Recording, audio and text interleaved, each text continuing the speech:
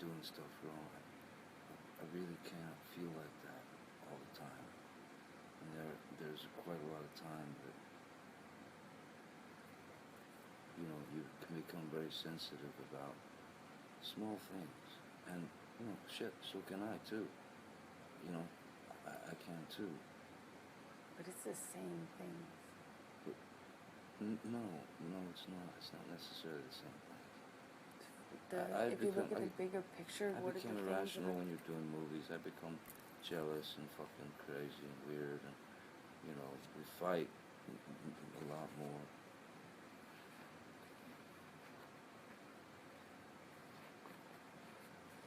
But I don't want to do that anymore.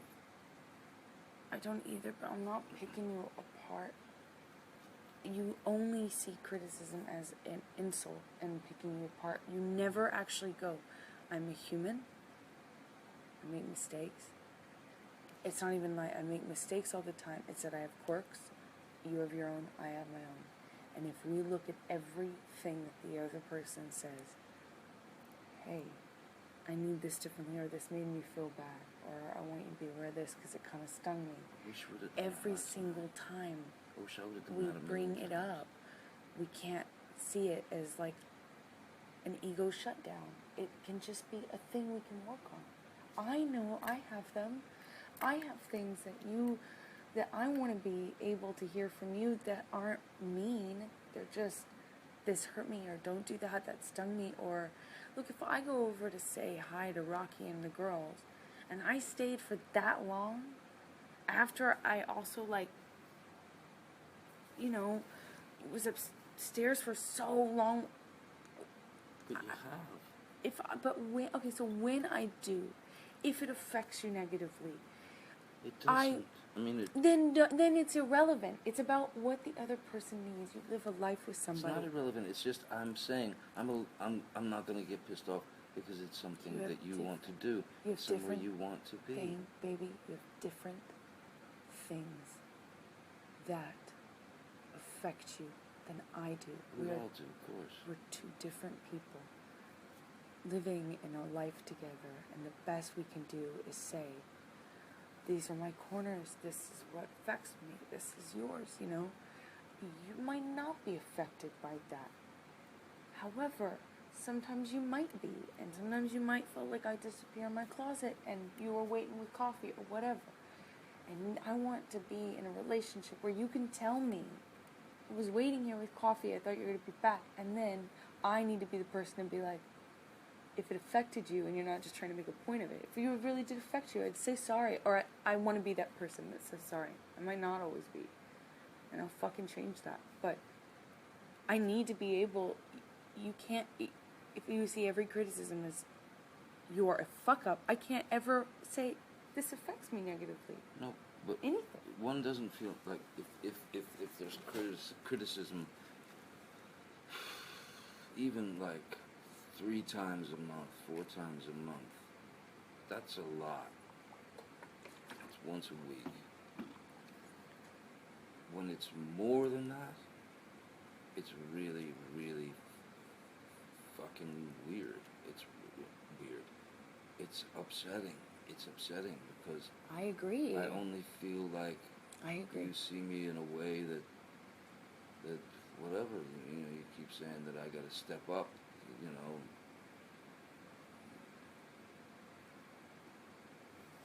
You know, stop running away and this and that. The things that you've called running away in the past are me trying to get out of a fight that could escalate into something really ugly and violent. And I don't ever want that again for us. I don't want it. I agree. But it is not criticism of you every day or every fucking week or any. It's the same thing that you do that you don't work on, that you don't actually change, you don't, and it affects everybody. It's not me alone.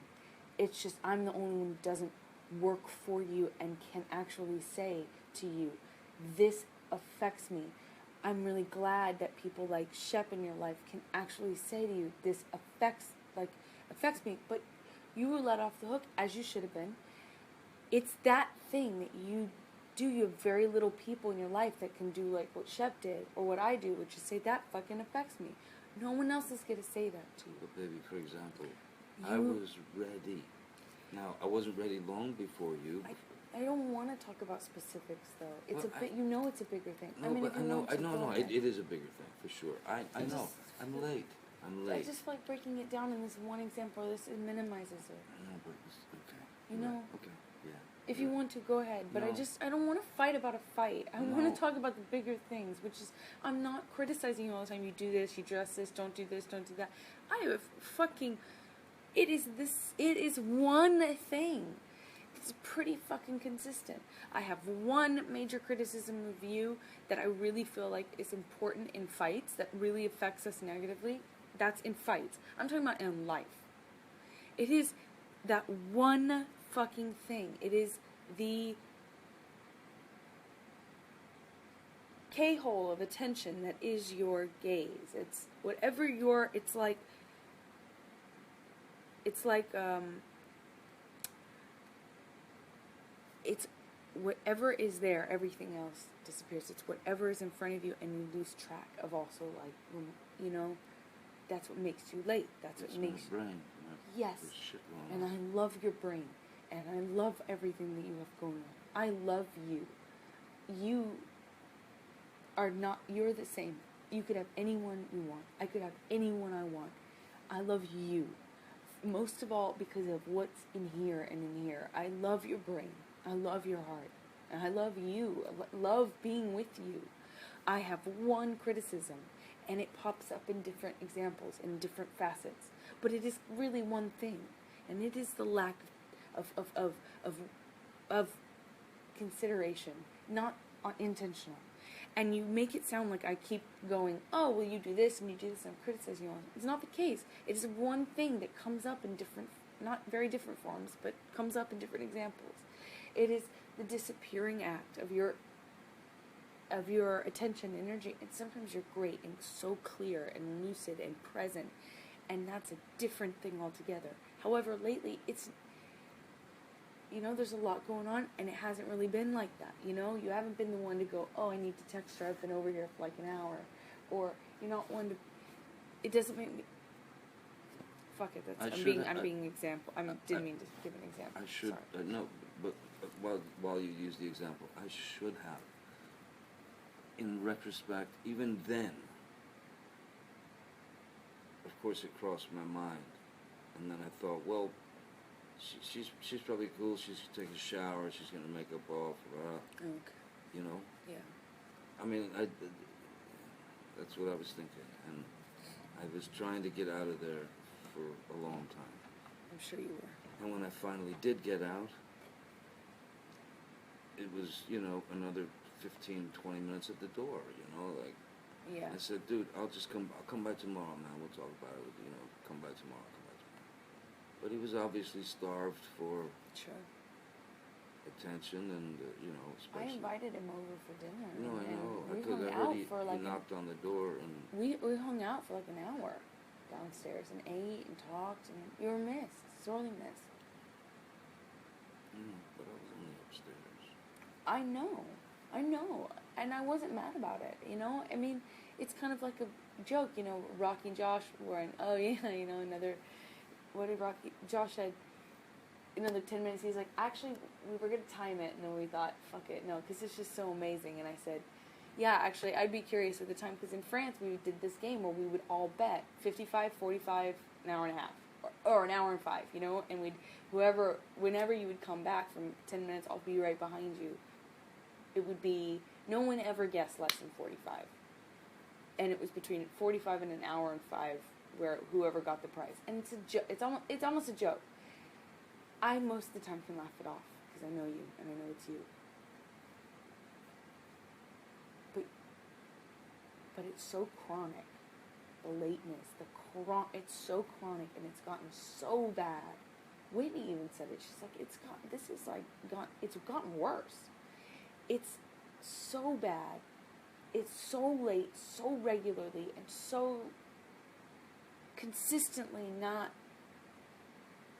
on it, whatever that is, multitasking, whatever you want to call it, that I do voice it sometimes when it hurts me.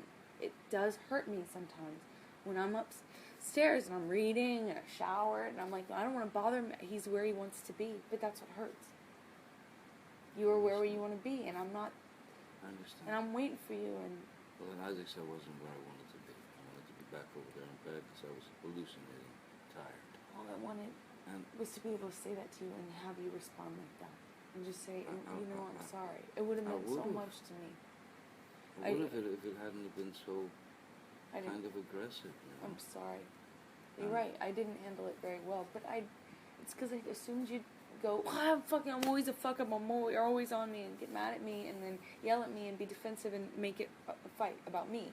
No, but like, for example, and I didn't fucking say anything. I'm not going to say anything to them when I get there.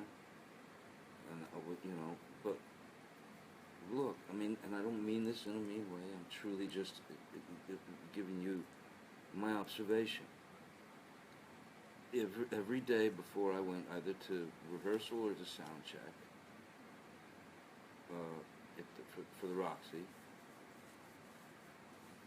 you would hit me up with some problem or whatever, something you felt or something I didn't do or this or that, and it was every day of rehearsal. I was upset about Toronto that entire time, and I was trying to suppress it. And I was at least 30 minutes late for rehearsal every day, and I was 45 minutes late for the sound check at the Roxy. Mm-hmm. You know, and I know. But it wasn't because of me. That's not fair. You were late. I mean, I took maybe 5 minutes. I didn't get more than 5 minutes of your time at single one of those days, and every time I didn't take more than 5 minutes. We talked the first 2 days, the first day of rehearsal, the first 2 days of rehearsal, before you went up and showered and stuff. That was you, and you're not managing the time. You cannot put that on me. That's ridiculous. I didn't have even 5 minutes. Listen, like I said, I don't want to fight with you. I don't want to fight with you about this. But your perception of 5 minutes in this case is off. Okay. Well, coming from you, I'll take that because I think you have a hard time with time as well. What? I think you have a hard time perceiving time. So if you tell me my perception's off on time, I just know how late I was. That's you, though. It's you putting off the shower. That's you waiting to talk to your wife until you were rushed and telling me you had to go every. I don't want to get into it, but I was just trying to suppress. You were upset fighting. Because I wasn't being able to spend the mornings with you. No, I was upset from Toronto. I didn't want to. I didn't even want to be. The thing is, I was really struggling that whole week because I was looking online for apartment rentals. I was trying to 1 hour. I thought, I'd wake up in the morning and I'd go, I'm gonna be fine this morning. I'm gonna not think about it, all the shit. And I would, by the end of the day, even in the morning, try not to bring it up, but then also realize that my marriage was just being destroyed. I found a counselor that could help, like, with, separation. I found, or looked at apartments online. I didn't know you went that far. I didn't, because I could not imagine getting over the pain of what happened in Toronto. It was so bad. I couldn't imagine getting over a lot of shit, like on the plane. Yes, but... That was the second time. That was... We both participated in that. Toronto, all I did in Toronto, all I did was fight to keep you okay, not safe. I was worried about you going off the rails and binging because you were drinking. I wanted you to not... I wanted you to be okay for your press. I wanted you to stay in the room, not to fight, but just even to go in the other room so you weren't downstairs drinking until 5. It was not that was, a lot of our fights are 50-50, and some of them are me. This one, those Toronto fights, I spent the whole time telling you I love you and trying to get you to calm down and keep you safe. Stop, let's not do this. Look at the bigger picture. I love you. Look at the picture. And that train had fucking left. And there is no excuse for it. You want to make excuses, I know. It's your instinct is to make an excuse to allow yourself to go off the rails. There's no excuse for just... What are we talking about? Toronto? Yeah. there's no excuse for either of us being the way we, getting the way we get, and being that fucking, allowing ourselves to get to such a degree of such a fucking heated arena. There's no fucking reason in the world for it. It's dumb, it's stupid, and it's fucking dumb. But, your memory of Toronto is what it is. And yeah, I said some fucking really nasty things to you. And those nasty things have been building up from the prior argument.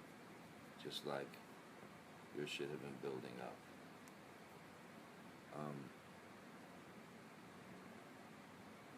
The plane, I thought, this is it. We're dead. After the plane, we're fucking dead. I don't know how to look at her anymore. I don't know how to feel anymore. I don't know.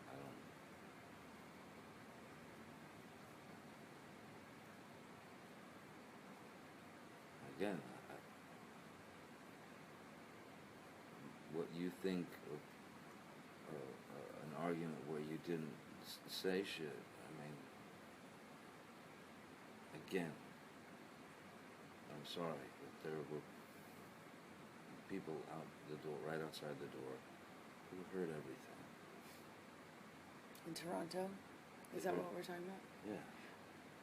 Then get them in the room right now, the mystery help that you keep referencing, and have them sit in front of me. I want to hear someone tell me what I said to you, because still I have yet to hear one thing. I called you spineless at the end of one fight, and I called you a coward. No, I said spineless and pussy. Those were two names that I called you, and I told you what you were doing was spineless, and I called you a pussy, and I said I was sorry, and I meant it, but it was at the end of a fight. I had been fucking provoked to no end, prodded, poked, kicked. I had heard every nasty thing you could think of saying to a woman before that comment came out. And I still had the strength afterwards to say, let's just not do this, please. Let's look at the bigger picture. We love each other. Let's skip all the steps where we say the hurtful things. Stop. And I said that the whole time. So whoever you're fucking talking about, quit fucking referencing them. Be fucking fair. Fight fair. Get them here right now. I want to fucking see them, look them in the eye, and hear them tell me, in front of me, in front of you, what I fucking said in Toronto. Because I didn't say a fucking thing. I didn't do anything in Toronto. I fucking held it together the whole time. I am sorry I called you a pussy. And your actions were spineless, and I am sorry I said that. I'm really sorry I said that. I shouldn't have stooped to that level. What actions of mine were spineless? You had said you wanted to get a room at the beginning of the fight. No. Well, then I don't remember what it was. But it was all the shit that led up to that. It was at the end of that second fight. And I am sorry I called you that name. But how much it's hurt you, and how much you've talked about it, and how much you've complained about that affecting you, and how much that you've carried that, magnify that by 1,000. Well, being literal, 200. Magnify that. You're focused on one thing you got called. Imagine being called 20,000 more things. And not just called names. Being looked at and said the most hurtful, ugly things I've ever been told ever in my life, on top of being called those names. While you're saying to someone, I love you, I was actually saying to you, in that last fight, all I was saying is, come back, let's not do this, I love you. I even sat down, and you were like, fuck you, you're fucking ugly, I can't look at you, and I said, I love you. I fucking hate you, I love you. And I actually did that. You did. That was the fight. I got mad at something that I would get mad about now. It was rude and inconsiderate, and instead of me being able to just say, that hurt me, you have fucking, the ego is so offended that all you have to do is lash out at me, hurt me, call me names to try and defend yourself, because heavens forbid you did something rude, which is human. It was human. You could have just said sorry, and I would have felt better. And that's all, because we're two people struggling so hard to live with each other. What was the fight? Remember, it started because we had gotten comfortable. I got in my pajamas, I took my hair out. I started to take my makeup off. We ordered pizza, ordered a movie. My mom was coming up to the room. We were curled up on the couch. And then you decided to tell someone, me in this case, that you wanted to go to a party.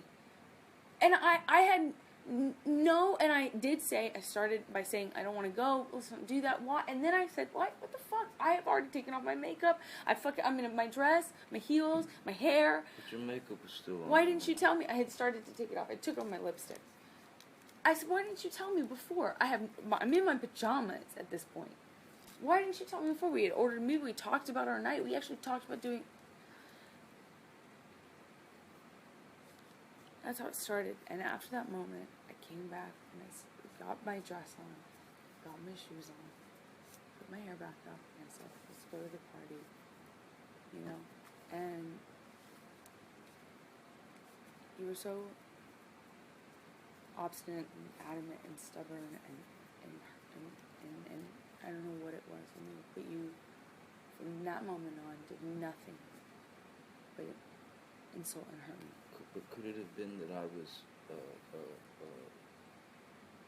a bit prodded by your lack of wanting to get dressed again? But I was prodded by your lack of telling me. Don't you see? There's always a thing if you can just rely on that. You not take any responsibility for your shit. That's no excuse. You felt prodded. Yeah, so did I. I felt prodded about you telling me after the fact that we were going to go to a party after we had already talked about our night. We even ordered pizza. We fucking were queuing up a movie. We told my mom. Even security was like, what?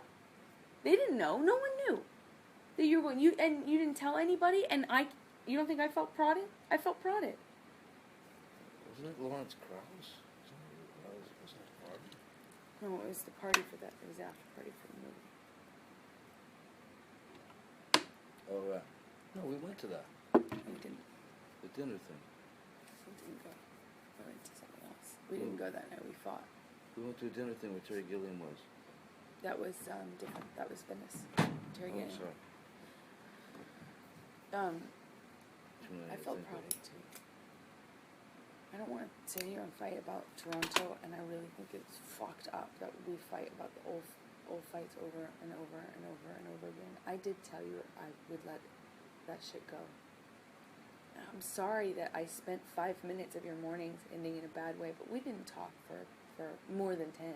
I did not make you late. You have a late problem. It's a fact. I do. I admit to that. But it was a half hour.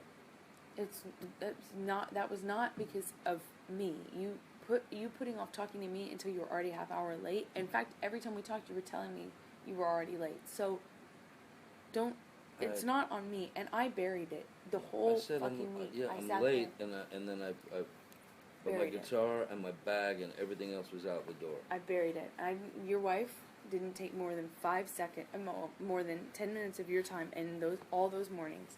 And I understood you had something very important going on, and I wanted to support you, but I was dying on the inside, dying. I have never felt so depressed about our situation ever. I have had resolve before. I have walked away from you when you're drunk and fucked up and did things that are like, but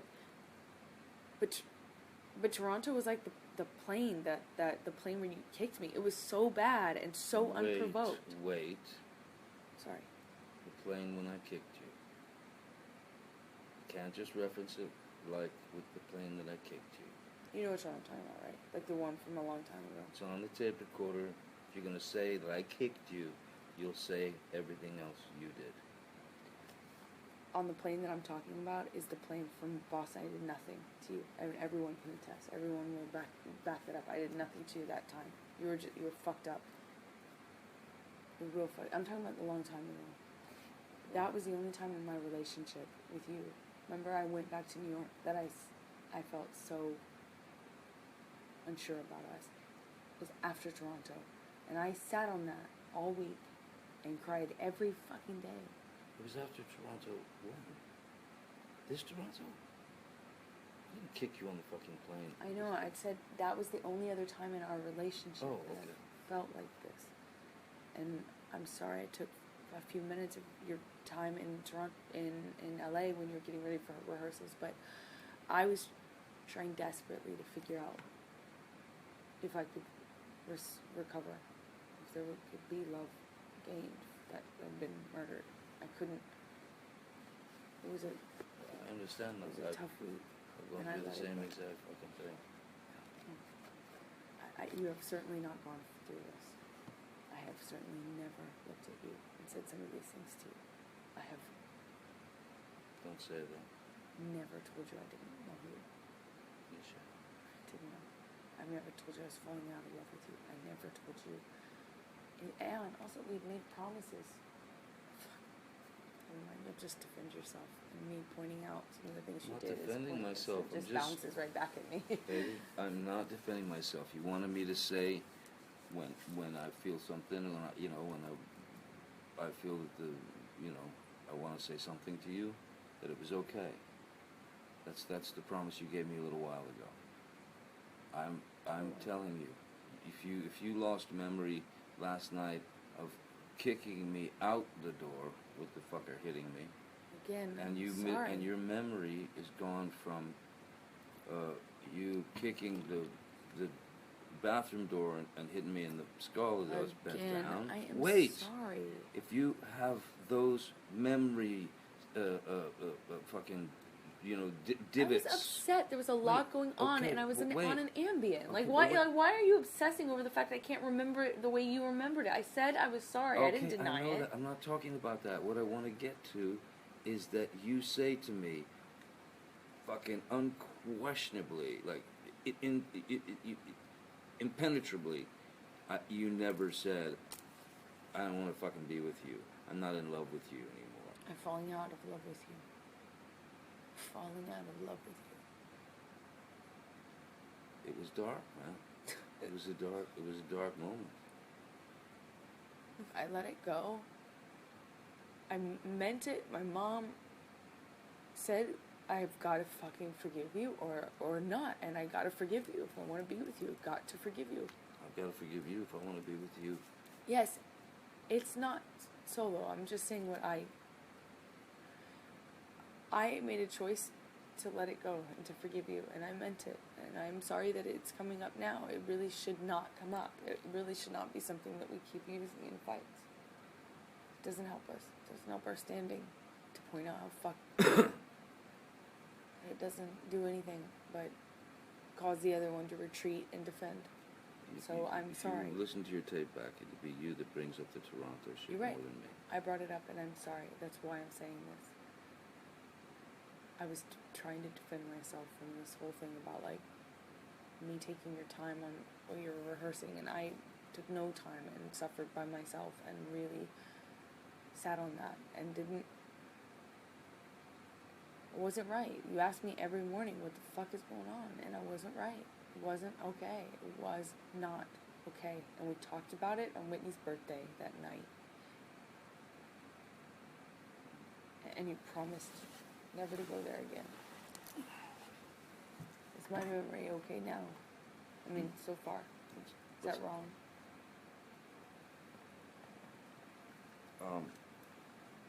No, yeah, as far as Whitney's party and I promised never to go there again and all that shit. Yeah, we did. But Alright, so the I time things just. But look, doesn't you matter. see it differently. I felt like I took 5 minutes of your time, and you felt like I took 30 minutes, and it's probably somewhere in between, to be honest. Okay, so we're obsessing over it. It's pointless. It's fighting for nothing. You've got to be able to hear what I need, and when you do something wrong, it cannot be impossible ever to say to you, you got to be responsible. I hold you responsible, But and when I I know do no one something else wrong, does. that affects you in the wrong way. We have to live together. Yes. Everyone else gets to go home. First time you said we, by the way. Pardon. It's practically the first time that you've said we. Okay.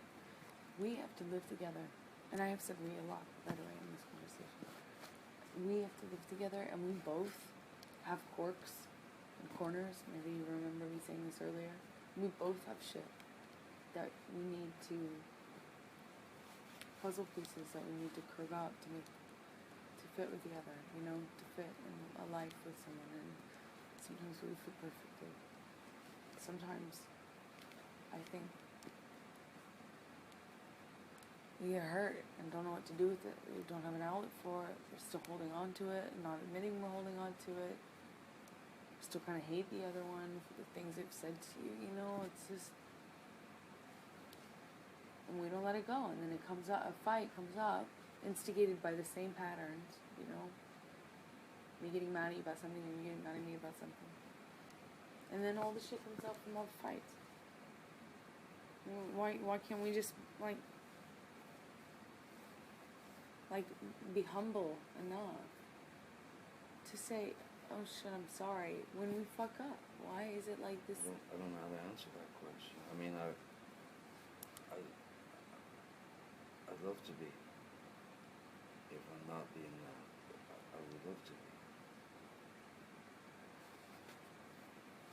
It takes humility, and I know I'm the only person that, like, holds you accountable, really, in your life in an overt way. But if you're late or you fuck off and you ignore me and I'm waiting on you, it's rude and it makes me feel bad, and I have to be able to say it. And yesterday, I'm really sorry for how I reacted, but that was it, me not knowing how to fucking have a normal fight with, like, that could have been normal. It's like, that's normal, no? Couple, like a normal couple thing. It could have been small, like you said earlier. It could have been 2 seconds. Yes, but me not imagining that you could give it that or allow it to be made me... I took an Ambien so I'd fall asleep before I'd be touched by you and have to fucking confront it. I tried to, you know, read and calm down. I tried to not talk about it because I just could not imagine it working, where you could just hear it and say, I'm sorry, and also know that that's an issue you have. I couldn't imagine it. And so it came out really bad. It came out poorly. I handled it poorly. By the time we talked, I was already seething. And then I reacted like a person that has been hurt over many, many fights and holding on to probably some things without knowing it. And I reacted because I thought, fuck it. I don't want Toronto. I don't want to be the person that sits there and says, I love you, while someone's looking at you in the eye and telling you that no one likes you and that they don't like you anymore and they don't love you and you're ugly and all this shit. I didn't want to be the one that did that. I didn't want to take the high road. And I want us to both love. I feel like one of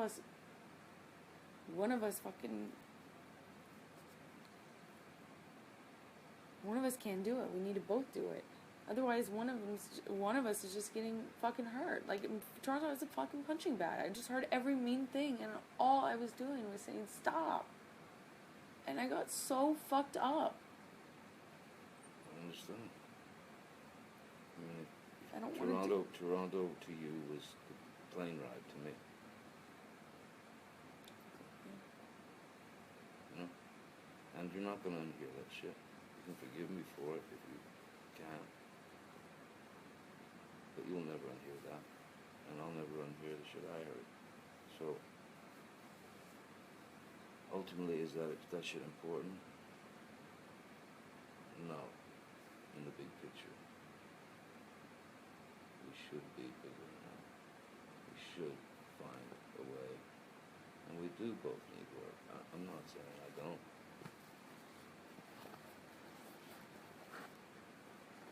Both need to work on it. So there's no accountability, no stability, no rules, and we got married for that reason. We got married so we'd have, like, stability. So the fucking relationship wasn't on the line every time. Look, I didn't kick you out of bed last night. I did. I'm sorry for it. Okay, but you know what I'm saying? Yes, I do know what you're saying, but it doesn't happen in a vacuum. It's the result of conditioning of fights over and over again that do things that make us react in the way we react. Indeed. So, where do we stop? Where do we stop it? Go see a counselor. Do you imagine your life without me? Could you? I mean, no, of course not. Why would I marry you?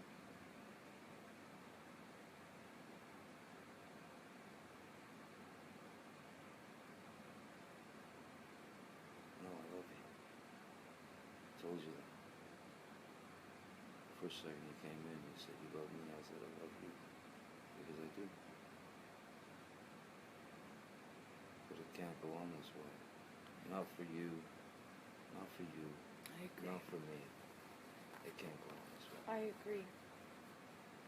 I agree. 'Cause it's just going to build and build and build. And if there's any more physical violence, that's it. I agree. I agree. I agree. So I'll check on counselors, man. Let's see somebody. If that's what needs to be done, I'll do it. I just don't know if you. I want to talk to that Amy person, but I'm worried that you don't control yourself, and when you get mad, you just take off. And I'm worried that on Skype, it's not like we're gonna be in a room and you're just gonna fucking walk away if you don't like it.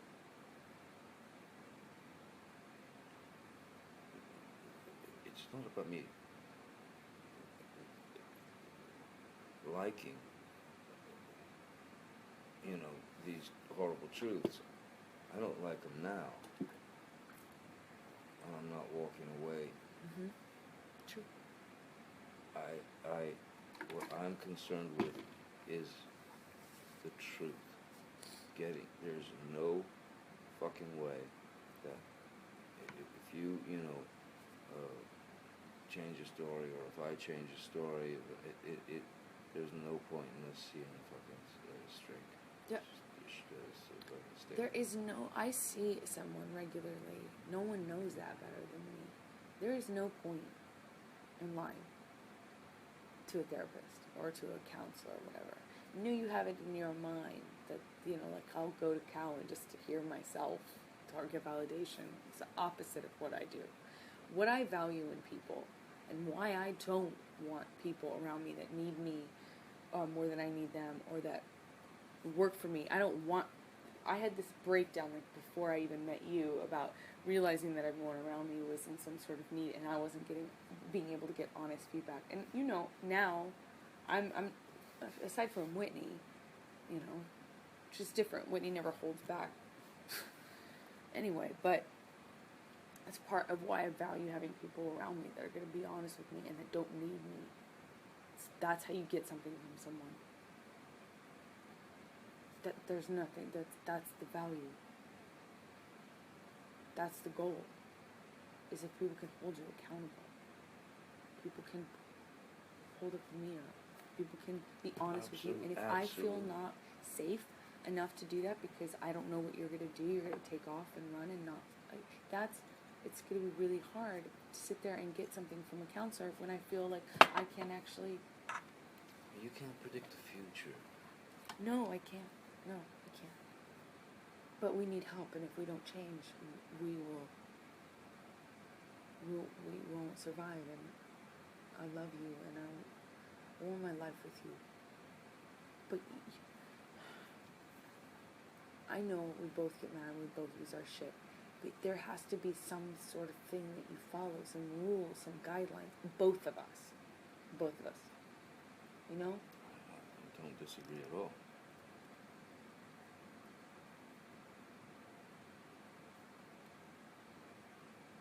Promises, I feel like I really want you to keep your promises. And don't. Huh? I mean, I keep my promises. Maybe I'm late, maybe I'm flaky, maybe whatever. I'm not talking about that. What promises? Just want you to keep your promises. So if we say, I want you to keep your promises I too. know you do. I know you do. We need help, and we have to promise each other to do this. Don't you think? Yeah. I mean, maybe I'm wrong, but I just think that we could use things like that. I promise you this. If we go to a therapist, couples therapist, or marriage, whatever, counselor, we go there. I promise you, absolute, unabashed, straight up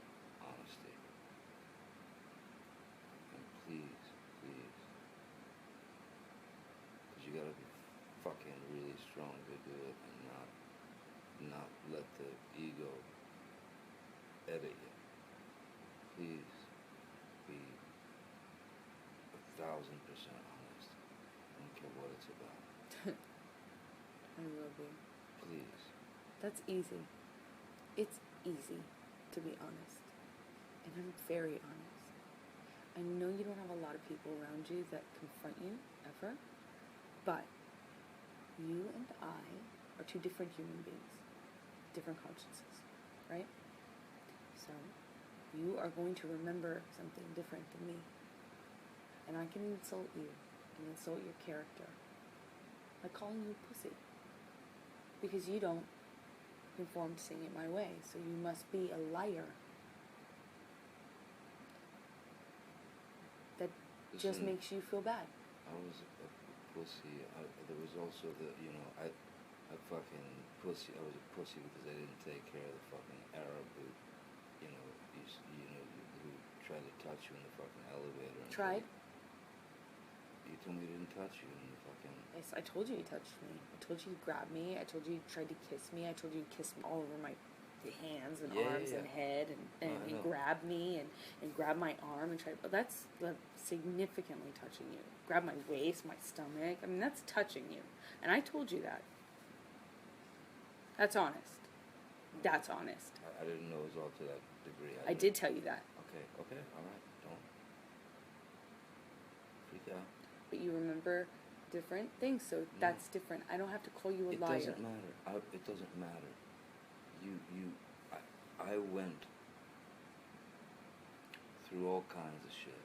Yeah, I get shit for being called. No. I mean, calling you a pussy. Yeah, you call me a liar all the Can time. I finish my sentence? I went through all kinds of shit to try to find that motherfucker. Good. I went back to his fucking room. Good. I got his fucking name. I know how to find him if need be. Okay, cool. But you said that I fucking Did I? didn't take care of it because I was a fucking pussy and a liar and a this and that. I called you the name that you were calling me. You were calling me a liar, and I called it right back to you. And I did call you pussy, and I said I was sorry for calling you pussy. I called you one name for every time you heard pussy. I heard every time you heard that, I heard 15 insults. From whore to liar. Weak. You from whore to liar. Coward. I did not call you in Toronto. I did not call you. No, I did not. I did not call you a coward. You have the tapes. Let's listen. Yes, I will. I did not call you that in Toronto. I have called you that before, but for everything, every time you heard pussy, which you're so obsessed that you got called, and I'm so sorry. That must be so tough that you got called that one name. I heard 1,000, so it makes me a little. 1,000's probably annoyed. Don't you think that's probably a little bit of an to say exaggeration? the least. Annoyed, to say the least. Is 1,000 to hear you exaggerated? continue to complain about being called that one name when you called me roughly 50. 50. Yes. So being honest, stop. It's annoying me. It's annoying. It's terribly annoying. Got called one thing. This is and called you honesty. called and you me are a liar. And you are taking or defense. How's that going to be with a marriage counselor? You're worried about me walking away? What do you for mean? What you're doing? I'm sorry if I'm getting angry. Sorry. You want to try? Did I not just say sorry for getting angry? That's trying, and you know it. You've said sorry 15 times now. You want to insult me for being saying sorry. You use it against me in every fight when I do. And yet then you also say I don't do anything wrong and I can't be wrong. Yet you don't think that's a little counterproductive to yell both things at me? To insult me with both things? You want to insult me for saying sorry now too much? Well, I thought if we're talking to each other and we're being honest and trying to be humble, I thought that's kind of like a good thing to do if you feel it, to be taking care of the other person. I'm trying to take care of your feelings by saying sorry. That's care. And you're not. In an aggressive way. No, I did not say sorry in an aggressive way. That's not true. What led up to it? I don't know what led up to it. But I did. We just had. I said sorry, and I meant it, and then you wanted to use it against me, and then rub my nose in it, which is something you do all the time. No. Would you Sorry. like to end our conversation now, because it's clearly not going anywhere? If you want to end the conversation, end the conversation. Here's what I'm saying. What? Sorry, and you hear it all the time. Then I won't say it anymore. Sorry becomes, it almost has no meaning. Alright, then I won't say it anymore. And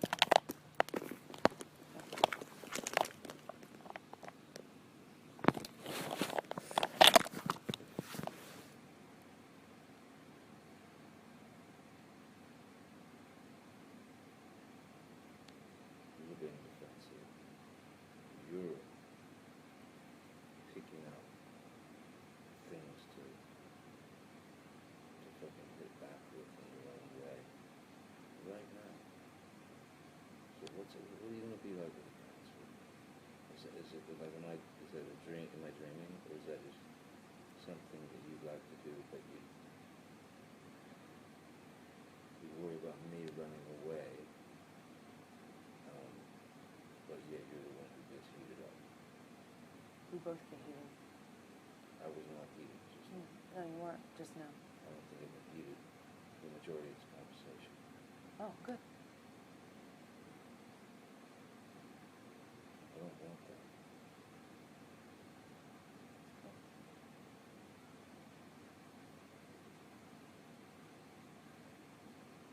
If you love me, I'll try. If I love you, I'll try.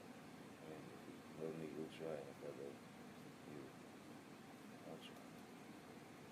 That's about the most we can give them. Yeah, let's just see what happens.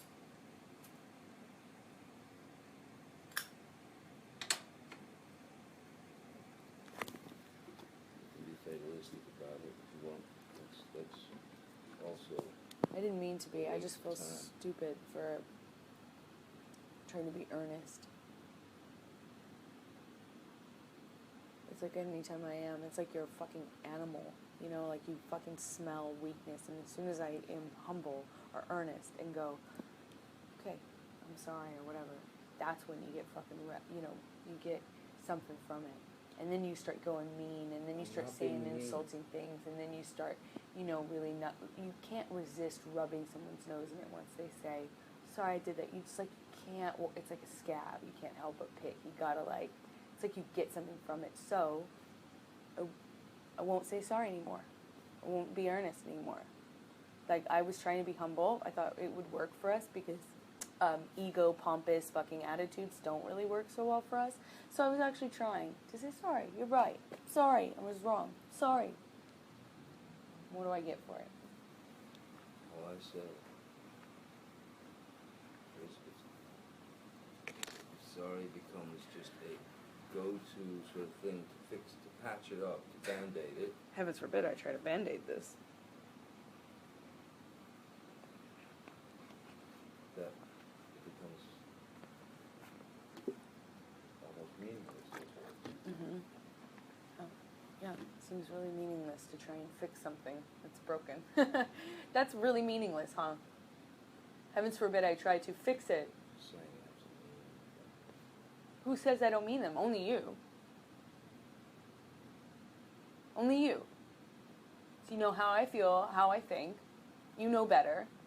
And you want to tell me you're trying to be earnest and humble? Are you trying at all to be earnest and humble and real and earnest? Have you ever tried that? In a fight when you're hurt? When you're angry? Have you ever just tried to be stronger than that shit and just be earnest? What do you think I've been doing? Insulting you? Is that insulting? Heavens forbid I try to put a Band-Aid. Don't you fucking give me shit about saying sorry. As if that's a bad thing. As if Band-Aids are a bad fucking thing. You know what we need? We need that. We need humility. We need fucking humility. We need to be able to say sorry to each other. Let me tell you something. If you remember, but it couldn't have been even 2 weeks ago, we had a talk where I said to you, listen, I feel like I keep saying I'm sorry. I would say I'm sorry for everything. I've been saying that since I was a kid, just to fucking get through this shit. I'm sorry, I'm sorry, I'm sorry, I'm sorry. Even sometimes if you don't feel like you did anything wrong, you just say, I'm sorry. To fucking quash it, to quell it. You know? So, I'm not, you know, haranguing you or fucking attacking you. I'm just explaining to you, to me, from my perspective, it's not just your sorries, it's my sorries too. Because they happen a lot. Because we fight a lot. So if it's always just, I'm sorry.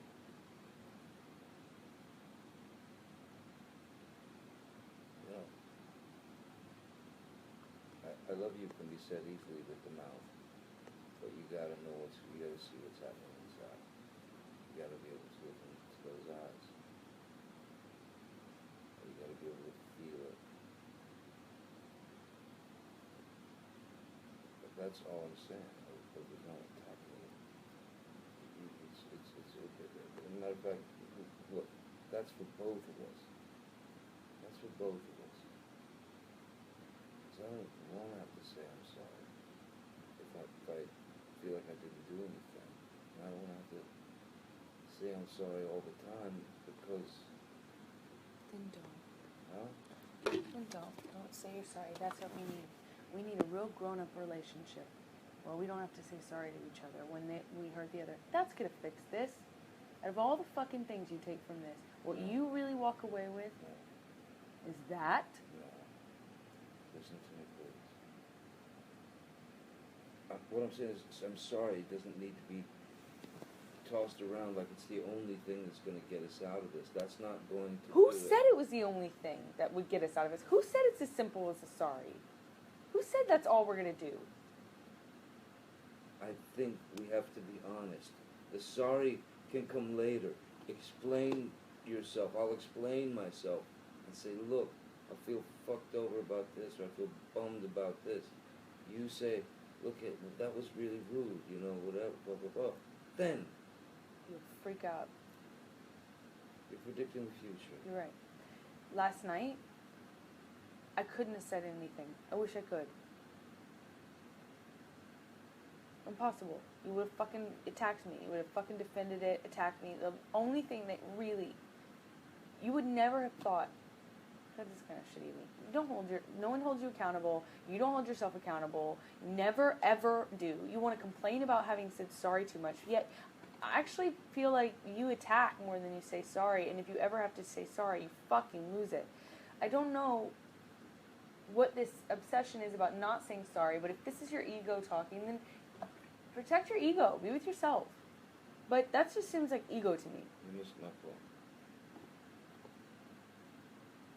Altogether. What would have really been great yesterday is a sorry. And so if your big point is that we shouldn't have to say it, and you shouldn't say it, it's like, how's that going to help us? Yesterday, you would have never thought, I'm really sorry. But yet, if you had actually tried to change how you change your perspective and thought, I want to take care of this person and not this person, if you thought that, you would have said sorry. You might not have had the instinct to think that I was right. But now, in retrospect, you know that I was right. You know that I had the right, that it was fair. I walked into the room saying, goddamn fucking Isaac, man. It's not sorry. There's a difference. Was I being aggressive with him? There's a difference. It's not a sorry. There's a difference. One cares for me. The other is you. What I'm saying is... If we need less of that in our relationship, then you and I are totally talking different languages, and this is a waste. No, I'm sorry is an after-the-fact thing. Explain ourselves honestly and to the point without freaking out. And then I understand more of what you're really upset about. And then I could say, fuck, I'm sorry. Now I really understand. But had I said sorry last night, you weren't gonna, I mean, I bet fucking dollars to donuts. You weren't gonna turn around and say, "Oh, it's okay, baby, I understand." For sure not. I can't. I'm saying if I was at the track, I'd be putting all my money on that. Okay. But you should try it once. You don't ever act like you're humble. You're always defensive. You're always What did you say on the about me earlier? You said I was the most kind heart hearted, ever. caring. That's if you're not wrong. If you haven't done something wrong. You have this bad boy complex, like a mom bad boy complex. As soon as you feel like you fucked up, I've never seen anything like it. You can include the dad in there too, because he got me pretty good as well. It's like this allergy to doing anything wrong. If you were seen in a bad light, and I'm not even saying you're a bad boy. I'm not saying. Yeah, but I'm not fucking with you by saying, "Hey man, I've been waiting for you. It's been a long time, and you could have just let me know, could have texted me, whatever." That's not being fucked with. But you see it that way. That's the real issue.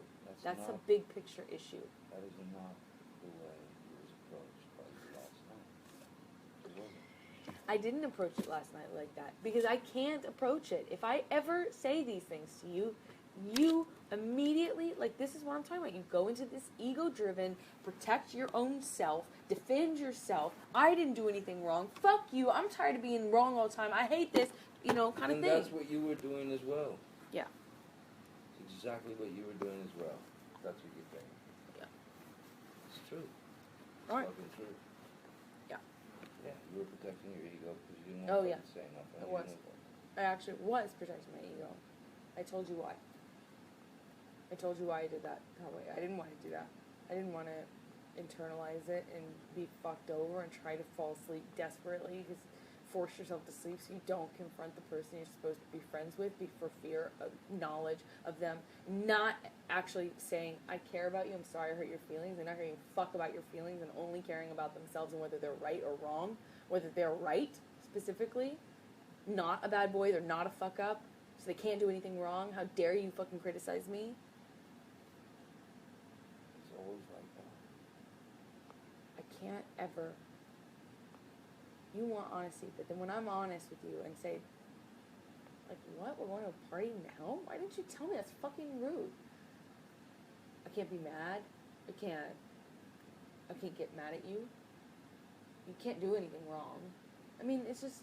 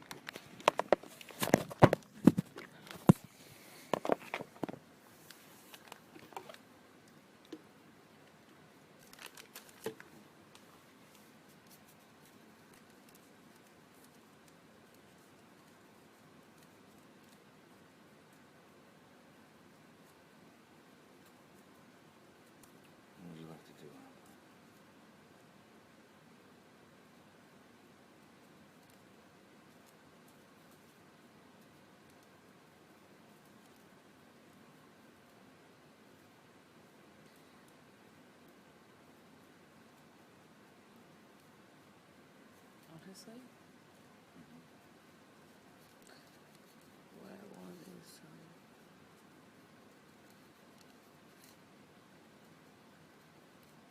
security, safety. I want some boundaries. I want them back. The ones I've destroyed and the ones you've destroyed, the ones we've destroyed. I want trust. I want to know that the marriage is sacred. I want a few things, you know, and I want to make promises to the other person. I want promises because I need the safety. I need security. I need the safety back. I used to feel so safe with you. You know, we've gone through phases and sometimes I feel so safe. You know, it's like what you wrote in that song.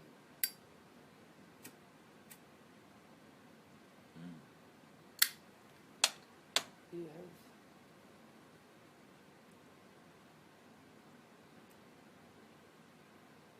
stripped me down and shaved my head, and I've done the same, probably, to you, you would say. Right? And now we're both here, and I want some of the safety back. I want to make a commitment again. I want to honor it, and I want to have a reason to honor it, you know? Like, there's no point in honoring it if you think the other one's just gonna fucking take off, throw their ring at you, you know? There's no point in keeping a boundary if you think you're gonna be hit or if they're gonna just fucking run. You know, either way. For this to work, I want us to make promises and keep them to each other. And I want to get help to know how we fight. I mean, to get help fighting. I think it's always bigger issues, and we don't have the ability to bring it up safely to the other. I want you to always be honest with me. I want you to always be honest with me. And I want to be able to take criticism and help make myself be somebody that fits in your life the same way as I want you to want to fit in my life. You know, what I was saying in Brazil about coming back for the test is just, I want to be as important to you as you are to me, and sometimes it's inconvenient to fly when you want to leave. So I don't like flying in the middle of the night, but I do it, you know? Sometimes it's inconvenient. I'm missing work or I'm missing this. I mean, look at me. I haven't worked since February. Depressed towards, but I don't know. 5 movies coming out. No, I have just one. Danish Girl. The thing is, it's inconvenient, but I do it because I love you and I want to do it. I want to make my life fit into yours. What I was saying on the plane was just that, hey, can you motivate to make this not stressful for me? And that didn't happen. And then when the plane was 2.5 hours late, which was out of your control, and when the car was 2 hours late, out of your control, it really, I barely got there in time and didn't have time to shower, do any of the things that were comfortable, that I needed to feel comfortable and okay and calm and safe. I didn't have that. I got you a hotel. But those two, yes, you did, and you helped me with my lines. And in that last day, you were wonderful. Once we were on the plane, you were so supportive. The problem is, it would have meant a lot to me to have had an hour shaved off the time we spent in the party or whatever. I didn't want to take the event from you. I didn't want to take the after party from you. I have been 100% on your arm and at your side, but I just wanted a little compromise, a little, okay, look, it's annoying, but let's go a little earlier, whatever. And you did end up coming through, but it was so late. It was too late. Like, we literally left. We didn't leave any time for fuck-ups, like, out of our control fuck-ups. We didn't leave time for that. And all I was saying was, it wasn't a criticism. It wasn't even a thing. I was saying, I just want to know that that's not like a reflection of me being not important. It's insecurity. I even blamed it on me. I said it's insecurity, but I want to know. Sorry, I'm talking about a specific fight. God, I'm sorry. I'm sorry.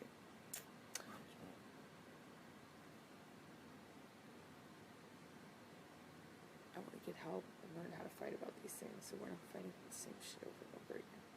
Yeah. And I want us to make promises to each other that we keep, boundaries that we keep. We don't. If you don't Look, want I that, didn't say divorce last night. No, you didn't. I did not say divorce. No, you last did night. not. You said divorce last night. I said that, yeah. No, you said divorce. You actually said the word divorce. I'm sorry. So Just wanna be I don't honest. remember. I'm not being dishonest. No, that's where you need to slow down. You don't have to attack my character just because I didn't remember one word. I was not attacking your character. Insinuating I'm not honest is an insult to my character. No. I said, I'm sorry. I just want to be honest. You didn't remember saying that. I'm not saying you're a liar. You said you So said. what does honesty have to do with it? Why you're insinuating I'm not being honest? I want you to be. Oh, you mean being honest with I me? said, yeah. Okay. I want to be honest. Okay. I want you to be honest. And I want to be honest with the fucking shrink if we see one. If you want to do this marriage thing, if you want to make this work, if you want me in your life,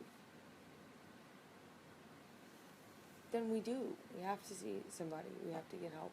I'm not disagreeing with you. I absolutely agree. But you do have to see.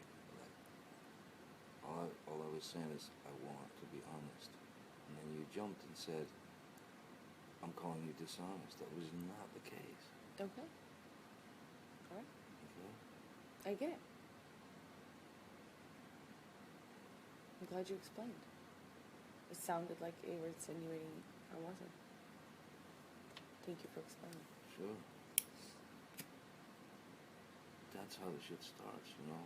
If I did that to you, or you did that to me. Well, that did happen, and we handled it. Okay. Yeah, of course, we got through it.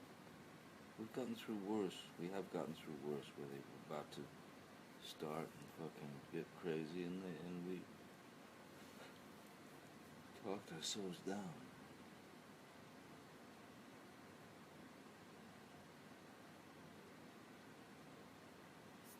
I don't want anything about that with us. I want your friendship.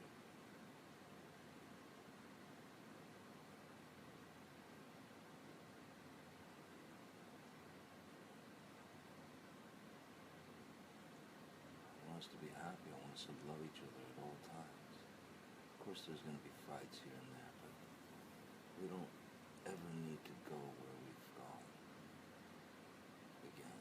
We really just don't. And I'd love to put everything behind us and just start out fresh, new, as better people, as more understanding people, so that we do have a shot at making it and staying together.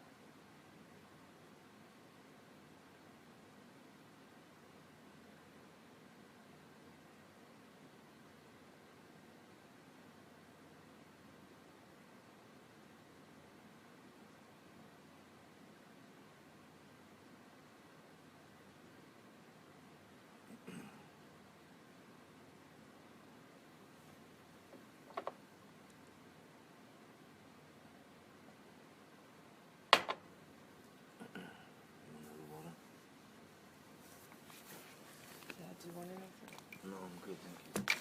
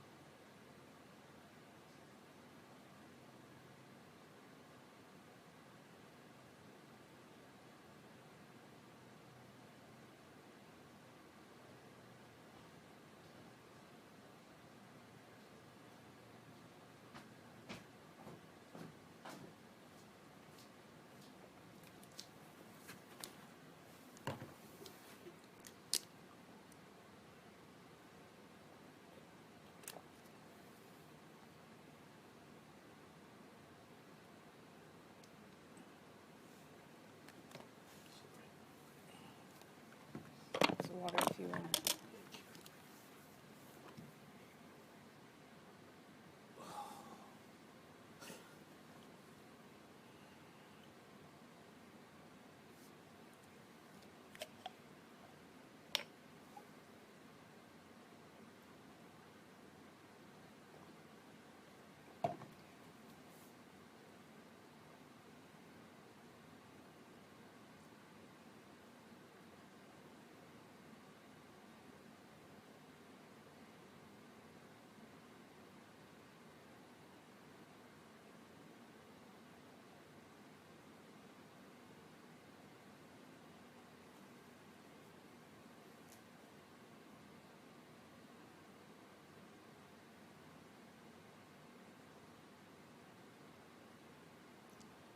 Called out to Kipper, asking about someone. I have someone that we could talk to, that I reached out to. It's someone you've been to before? No, never met her. Cool. Just somebody that came recommended, and then we could also take suggestions from Kipper, but there's also that Amy Banks lady who wrote the most dynamic book on like the chemical workings of the brain and how it affects people in relationships.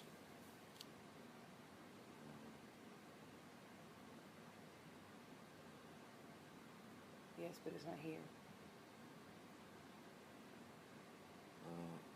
It might be. I don't know. I'm not talking about the book. Oh. What? I'm saying your reservations about her are because she's... Oh, not necessarily reservations.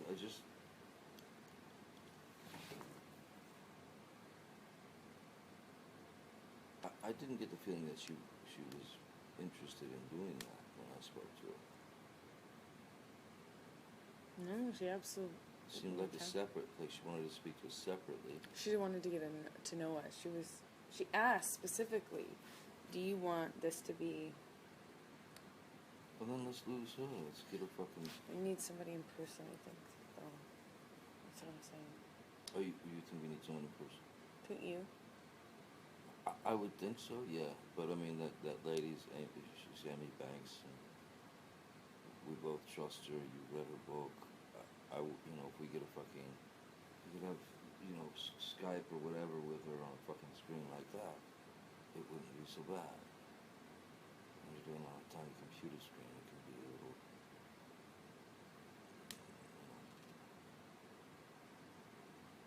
distracting.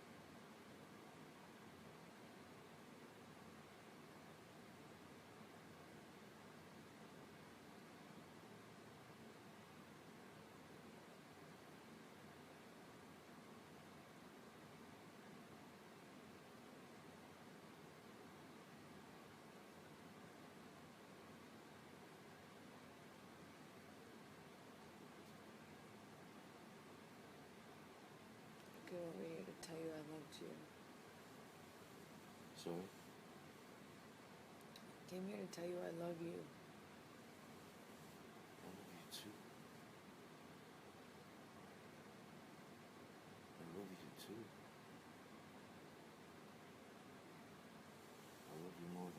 everything in the world, and you know, I told you this, you know. The last fucking thing that I want to do in this world is to let a woman down. And,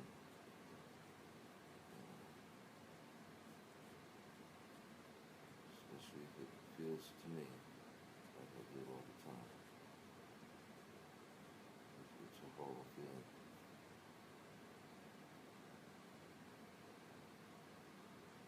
I'm sorry you feel horrible all the time. I don't feel horrible all the time. Don't. Did I just say that? Well, you said it. You feel like it all the time. Do you fuck up all the time? Sorry, okay. Let's take that all the time, I'm sorry.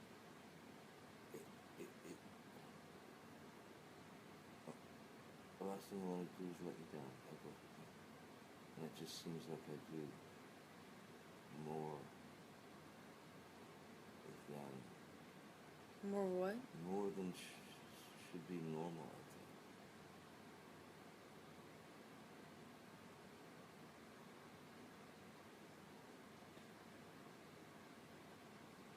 You just can't be, like, wrong or normally, like, can't do anything.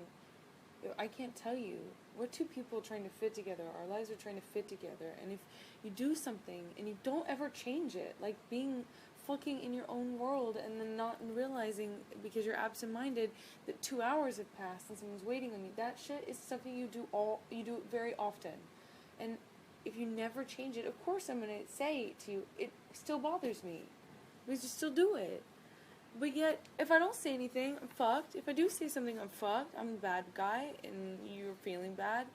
And yet, you can't just say, I'm sorry, because then that's, your ego doesn't allow it, or because it doesn't protect you.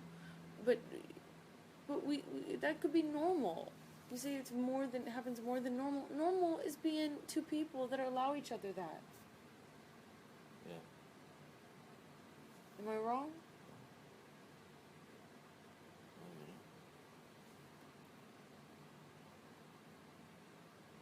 I was only saying it leading in, because I'm sorry, it can sometimes take away from the words that come after, and that sorry can start to be just a mantra that you hear.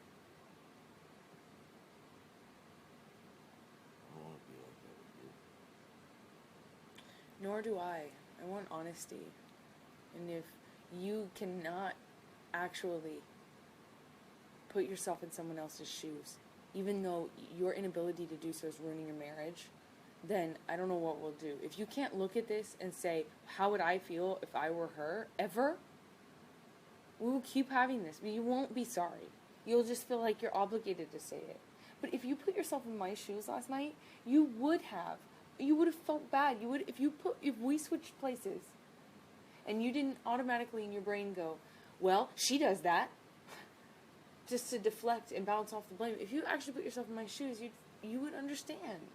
And you wouldn't be forced to say sorry. You'd be like, yeah, I wouldn't want to be that. That would suck.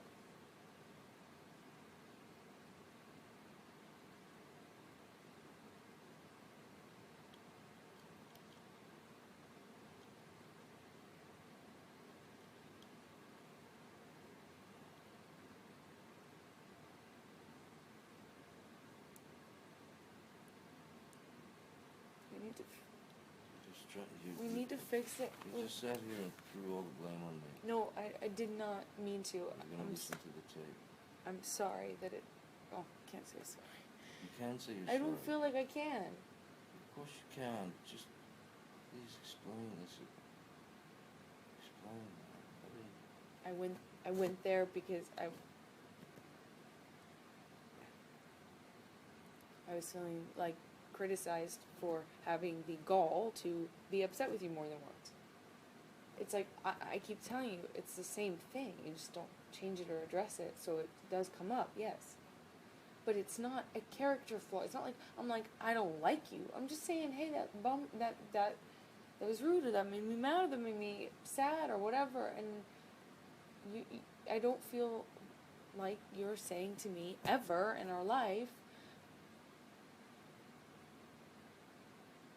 yeah, I can imagine if I were you. I'm sorry, or whatever it is. Not sorry, but understanding the humility, humble, the earnest caring about me. I said all that tonight, or today. I said all of it today. I hate that we've been fighting today, and I hate fighting with you ever. I want to stop. I want to get better, and we need to be able to have problems, though, in our life. Like, we're not going to be perfect. Of course, But I've said this 1,000 times to you. Let's allow each other to fuck up. Let's allow each other to, like, be human and say sorry and move on and hear the other one without trying to jump. Let's also let the other person be the other person that are.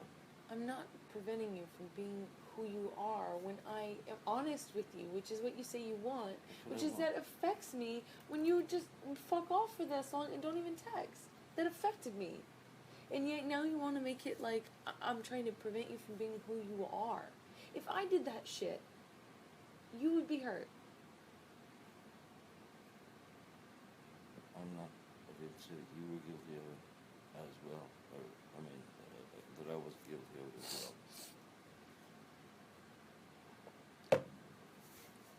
Those kind of things.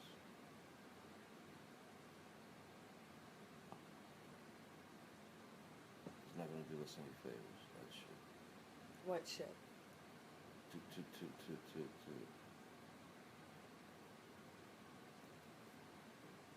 get out of each other's cages. And not. Baby, be present. You're not. That's not. I was talking about something. Can you please respond to that? Please.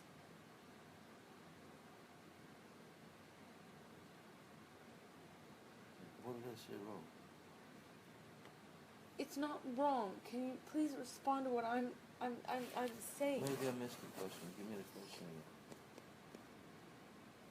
Every time we say to each other, we're going to allow each other this. We're going to allow each other to fuck up. We're going to, be human. And you said, well, and just like maybe allow each other, not allow the other one to be themselves. And I said, wait a second. Come on. We're talking about last night. I did not prevent you. Me making a request of you or being honest with you about how I felt is not preventing you from being who you are. It's not. That is you shirking responsibility for having done something that's not really cool. It wasn't a big deal, and it could have been not a big deal at all. But you fundamentally just it's like you can't take any responsibility, and it's like, why can't you just say, or why can't you actually imagine how you would feel if the table were turned and you were in the other person's. That's what we need. We don't need this fucking rule of you can't say sorry or you have to say sorry a certain way and it's too over you. We need sorry. We need humility. We need love. We need to care about the other person more than our fucking selves. I don't disagree. Again, the sorry thing was more about being able to say how you feel before saying I'm sorry. Let me say what I feel. Let me hear what you feel. And if I'm wrong and if I've been a dick, I am sorry. But I'm sorry shouldn't be I can't just the go-to thing before we explain ourselves. I can't rely on you going and actually realizing that you're sorry. Like you won't ever think you're responsible. I know your personality, and you'll never think you're responsible. You'll automatically throw the blame. So if the rule is, remember, you do know that that's what you do. Yet I say sorry all the time. That's weird. So do I. No, you don't. I had to talk with you about felt like I was saying it too much. We had to talk about it. You feel like that since you were a kid, Yes, that's where I got the shit from. But in my lifetime, my life before you, that was not the fucking case,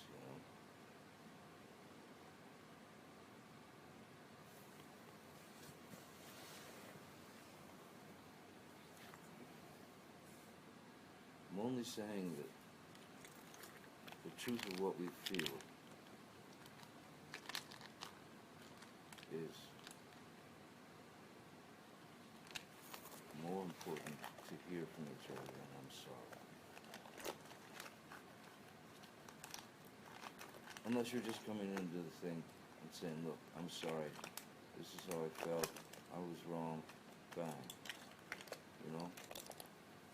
Do you actually I'm not think saying you'll be you able will to, never. do you actually think you'll ever be able to, in the moment, when someone says to you, you did something that affects me negatively, do you actually think that you'll be able to transcend your immediate impulse to just fight back and the impulse, your immediate impulse that you've had since you were a kid, you say?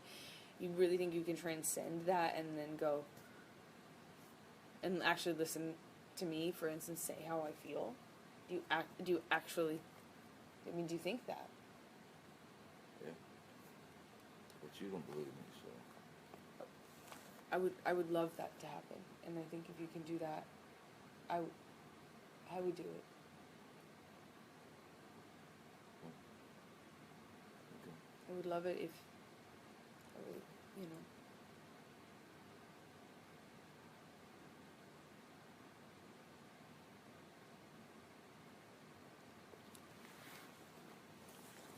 Can't keep fighting about the same shit. I'm so sick of revisiting every fight we've ever had. I think you're right.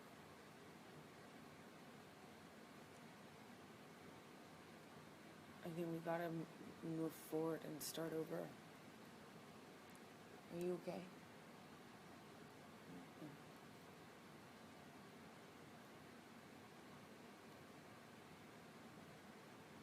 But you gotta be able to let it go too.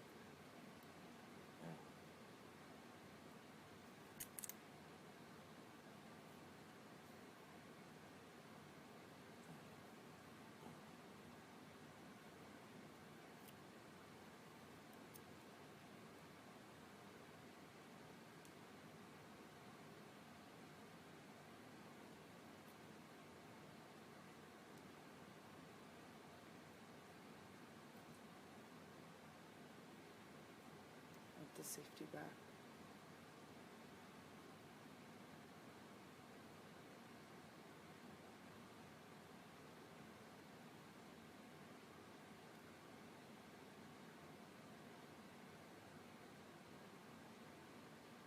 Can you see me as your man? Can you see me as your friend? What? If you mistrust a lot of what my reactions are going to be, do you love me as a man? Do you love me as your husband, as the man who signed up to spend the rest of his life with you?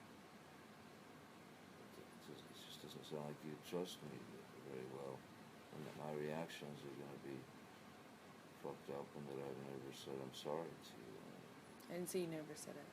Okay, that I don't say I'm sorry to you. I certainly don't think you'll say sorry to me like you think you will. I don't think you'll mean it. Because I don't think you'll say it unless you mean it. I don't think you'll mean it. And then I think sometimes you say sorry and you don't mean it, as you admitted to me earlier in a different fight, of course. And that made me feel like you're dishonest, so I don't want that either. So I don't know what the fuck. Because I certainly don't think that you'll be able to see if God forbid, if I get upset with you for something, if I get hurt, if you do something that hurts me, because you're just not thinking or whatever it is, God forbid if I have to deal with it. I don't know what I'll do. I don't know how to say it to you. You won't be okay. The first thing you're going to do is be defensive, and I'm not trying to predict the future. I'm not trying to be discouraging, but I don't know what the fuck is gonna change. You know, I came over here to say, what are we gonna fucking do different? And I just feel like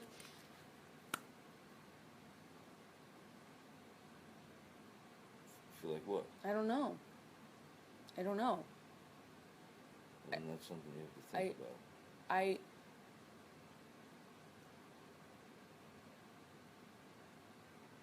I came over here, and do you remember how I started this conversation? Do you remember me telling you I loved you? Yes. Do you remember me telling you were my man? And that I can't imagine my life without you? Yes. Do you remember me saying it back? Yes, when I asked you about living your life with me, you said yes. Yeah. It took a while, and you kind of begrudgingly said yes.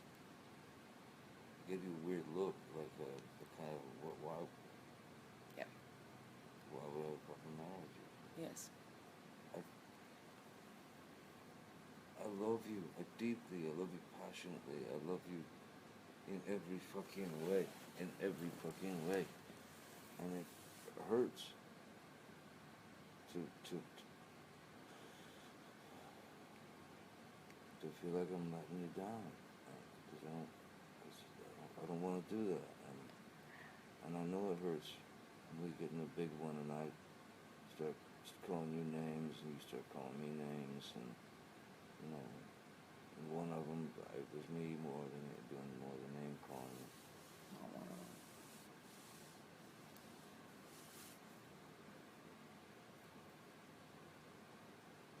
So the only fucking reason to ever think about any of the fights again is as a reminder, and that's it. I really wish we could get there. I do.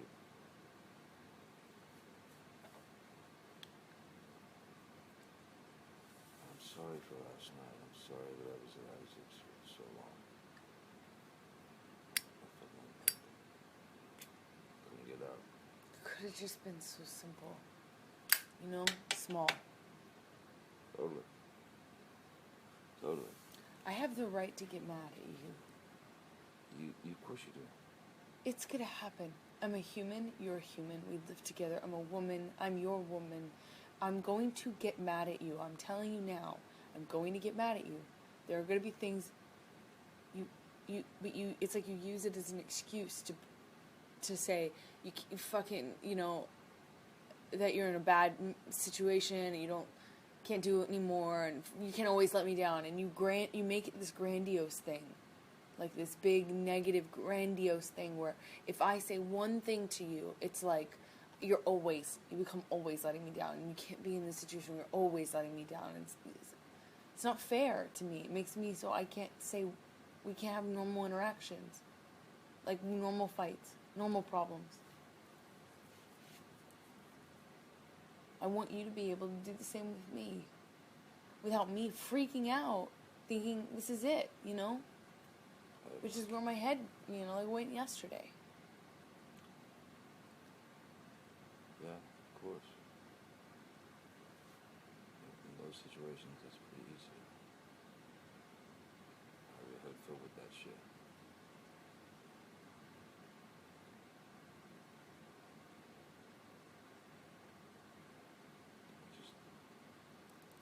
Just think that we can try with a counselor, whether you want to do this lady that's in town or whoever it is. I'm in. If you want to do, what's her face with the book? Amy, whatever her name is. Thanks. We'll do it with her. If you want, whatever. I'm prepared. I don't want to be unhappy, no more than you do. So why shouldn't we try to fix it? We need boundaries. I agree. And remember when we were talking and I said, you know what we should do? Write down on a piece of paper our things. Kind of beef with each other. Sorry, excuse me. Some paper. Yes. No? Sorry, I didn't mean to pull it out. Should be nothing. No. I just read on this. Here's it. Okay. I don't want to write any more together. I'm keeping that. You like that yoga hose. But what do you... I mean, you can do the list all right now.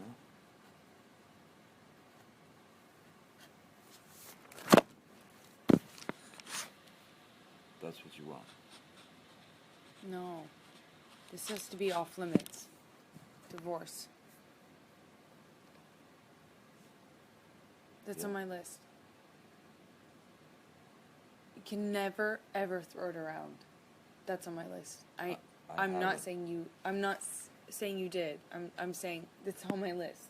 And it's one I fucked up last night. So, this is... I'm being impartial here. Okay, cool. That is a must for me. I don't want a divorce. Yeah, but I want to feel safe. I want to feel safe. I fucking don't feel it. I don't feel safe. I'm looking at fucking apartments half the time. I mean, like, not half the time. I don't want to do that. I'm married. I wish you would have told me. I couldn't talk to you. You were busy. You were going to rehearsals, and every time I tried to talk to you a little bit, we didn't have enough time. Every time I spoke to you in that whole week, you were rushing out. Never did you have time. And I even said this to you. I was there right after rehearsals. Please don't argue with me. I promise you that I'm not lying when I say this. I even said this to you. I said, I feel like the last thing you have time for is me. I just want a little time. 10 minutes. Whatever. And it didn't have time. And then when I finally talked to you, which I carried it around all week, and when I finally talked to you, I said this to you. Remember when we talked that night? Whitney's birthday? Yeah. Well, I didn't want to go, yeah. That night that we had that talk, and you apologized.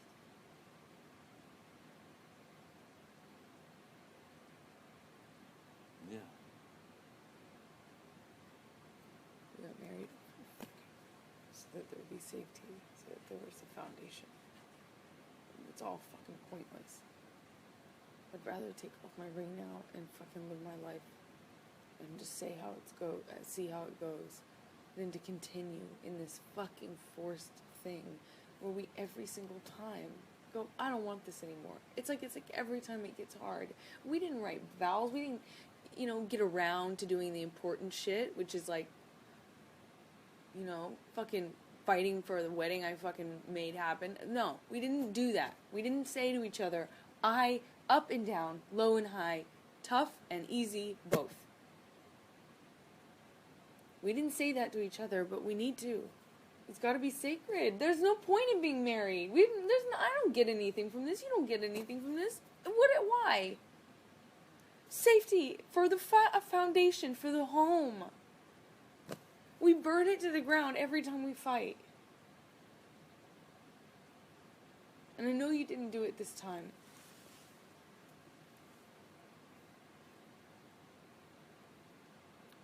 I just don't... Do you not agree?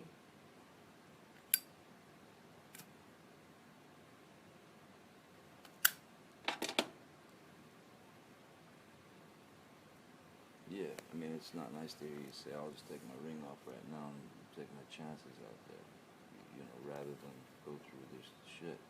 No, I meant instead of go through up, and I didn't mean it like that. I see why it came across that way. I'm sorry. I did not mean that. I did not mean it the way it came out of my mouth like that. I didn't mean that. I meant what I meant was I'd rather both of us cut our losses, cut ties, instead of it being the thing that we always fucking go to whenever it gets hard. That's what I meant. I agree. Yeah, no. It shouldn't be that. And when I bring that up, that's the fucking child fucking shithead ego, that doesn't want to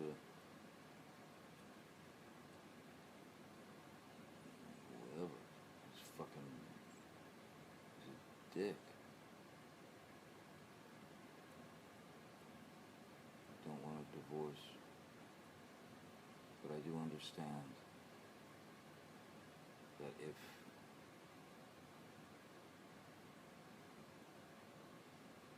we're unable to do this and it just keeps on like it's going,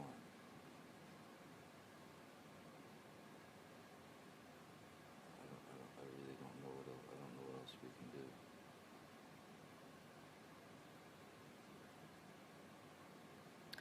Then maybe you're the one who needs to think about it. No. I want us to work. Yeah, but you want it to be easy. You want it to just work, and if it doesn't work out like this, then I guess not. That's not the point of getting married. Amber, divorce is not the point of getting married. No. Throwing your ring off for saying I want to split. Exactly. Is not the point of getting married. Throwing your fucking husband out of the That bed. happened, baby. That happens. I threw you out of the room. I didn't throw you out of the house, and you were already on your way anyway. You know that's a fucking step one for you is taken off. So what the fuck am I supposed to do? You can't blame me for that. I was going down to the couch, man. That wasn't true. You always split. You always split. I have to get out of the room if it's violent. It was before it was violent. You Oh, when I split put my every clothes time. on. You No. split every time, put Johnny, my whether clothes it's on. violent or not.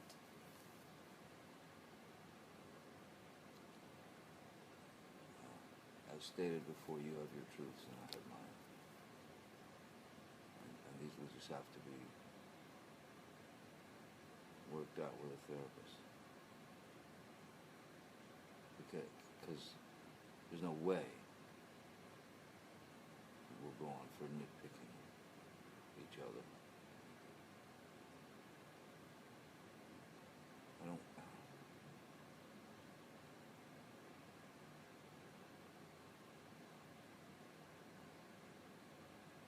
I'm trying.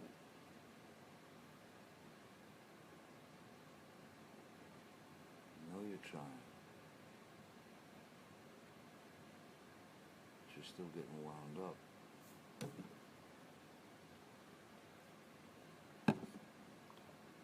Yes, because I'm here. Present.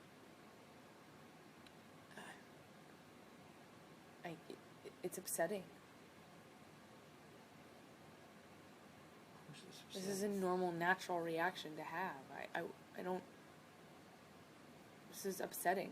And I'm not taking a pill to mitigate that. I would love to, but... This is actually like an organic response. And I'm sorry it's not yours, but... At least I'm trying to, I am trying. You know, I wrote down something on the list of never, but I need I need promises. I need promises. We said this before that it won't happen again, and this won't happen again, and that won't happen again, and I can't do it. And you can't do it. Again, you're the one that brought up divorce last night. Yes, that's why I'm being completely impartial when I'm making this list. I'm not assigning blame. I'm not writing down the things you do. No, you just said I can't do it. Yes, neither can you. I can't do the thing that we always do, which is that we make these, we say these things. That's what I just said before. We say these things, and then we don't do them. I want a promise. I want security. I want the boundaries back up. I want you to commit. I'm being very clear about what I want. I need promises from you. I need promises that this won't come up. I'll promise it back to you. I need promises from you. So I agree. Let's do it. I'm here. Because I'm going to make a list. I promise I will not do this. I promise I will not do that. I mean, can you actually say I promise I will not do this? And say I promise I will fucking do my best. I can't. That's different than I will not take off my ring. Right. No. Unless I mean it. That's different. I would love to say to you, I promise I'll always be understanding or let you be you or not get, be more, I don't know, I could always promise that, but that's different from something very clear like divorce. You know what I mean? Of course it is. Yeah. I want some stability back, and I know we'll build it over time, but Don't you want that? Of course I do. Let me give it to you. Accept it. Trust me.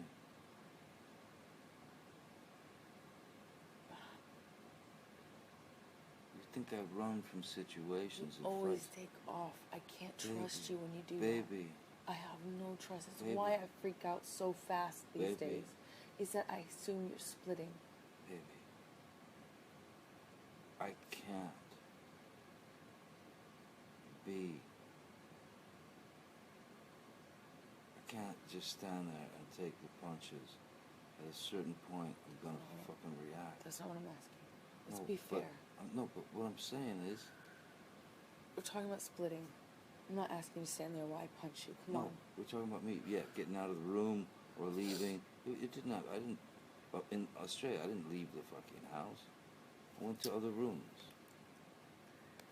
You know, whatever. I didn't fucking take off in San Francisco or whatever.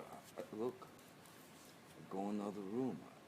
That's different You from know? saying I'm getting another hotel room, which is what you did in Toronto. And then in France, you said I'm getting you a flight. And you involve, people, other people. It's humiliating. It's embarrassing. It's demeaning to me. And it's... You wanted a flight. No, but you were the one to suggest a flight. Possibly, yeah. Maybe I did. She texted Steven that. And the same with the room. Your splitting is chronic. It's early. It's quick. It's so not... You're not interested in not fighting. You are guaranteeing a fight. When you do that, and I've told you this so many times, you guarantee, if you were interested in not fighting, you would be respectful if you needed the space. You would be careful not to perpetuate the fight longer by saying, I need a few minutes.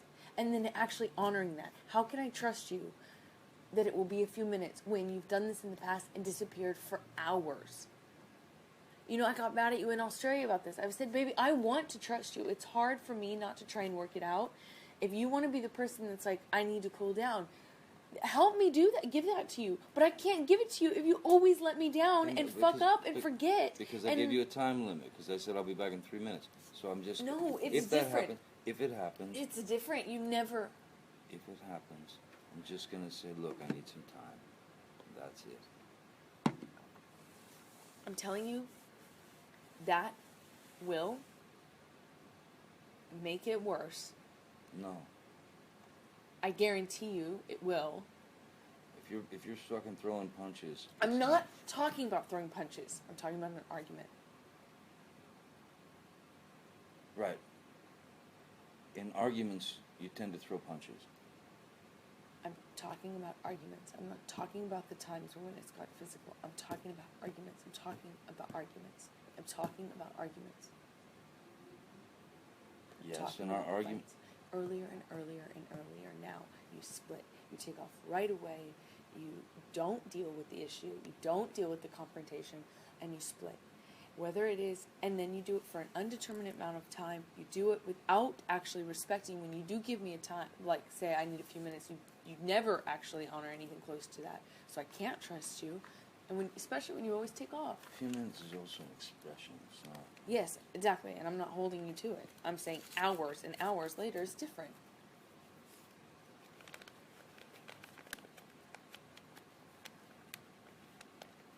You need time. Cool. If we're in a fight, you need time. Cool. You gotta be respectful about it. That way it won't perpetuate the fight more. It gives me anxiety and makes me far more stressed and far more angry and perpetuates the amount of time that I can cool down and go, you know what, maybe I'm acting this way, or maybe I'm being mean to him, or maybe I'm doing this wrong. Maybe I should come to his side or compromise more. It takes me so much longer, exponentially longer, when you take off. You use it to hurt me. It's a tool now that you use. And come on, you can't act like you don't do it knowing it's gonna make me mad. I'm not. It's not to get you mad. It's not to get. It's just to get out of a bad situation while it's happening before it gets worse. In Australia, when we had the big fight where I lost the tip of my finger, at least 5 bathrooms and 2 bedrooms I went to avoid talking to me, to to avoid escape working the- it out. That's to the escape problem. the fight. You don't escape the fight. You escape the solution. No. You escape the solution. No. You escape figuring it out. We cannot work it out if you run away to the bathroom every time. Listen to me. Listen to me. A boxer can't go 12 rounds without a fucking minute break. I'm not giving you a minute break. You do it at minute 3 at the beginning of an argument. No. There are rounds, man. And when it gets too fucking hairy, the ref splits them apart or whatever. But all I'm saying is, you can't have a solution if the argument just keeps mounting and mounting and mounting and mounting. I fucking go into the bathroom and sit on the floor. Bam, bam, bam, here you come. I come out. Fight, crazy, escalated. I split again, I go to another fucking bathroom or a bedroom or something. Knock, knock, knock, bang, bang, bang. You kept coming to get me. Every single time I come to get you, what am I saying? 90% of the time. Stop, let's work this out. Please, I don't want to do this. That's what you're fucking ignoring.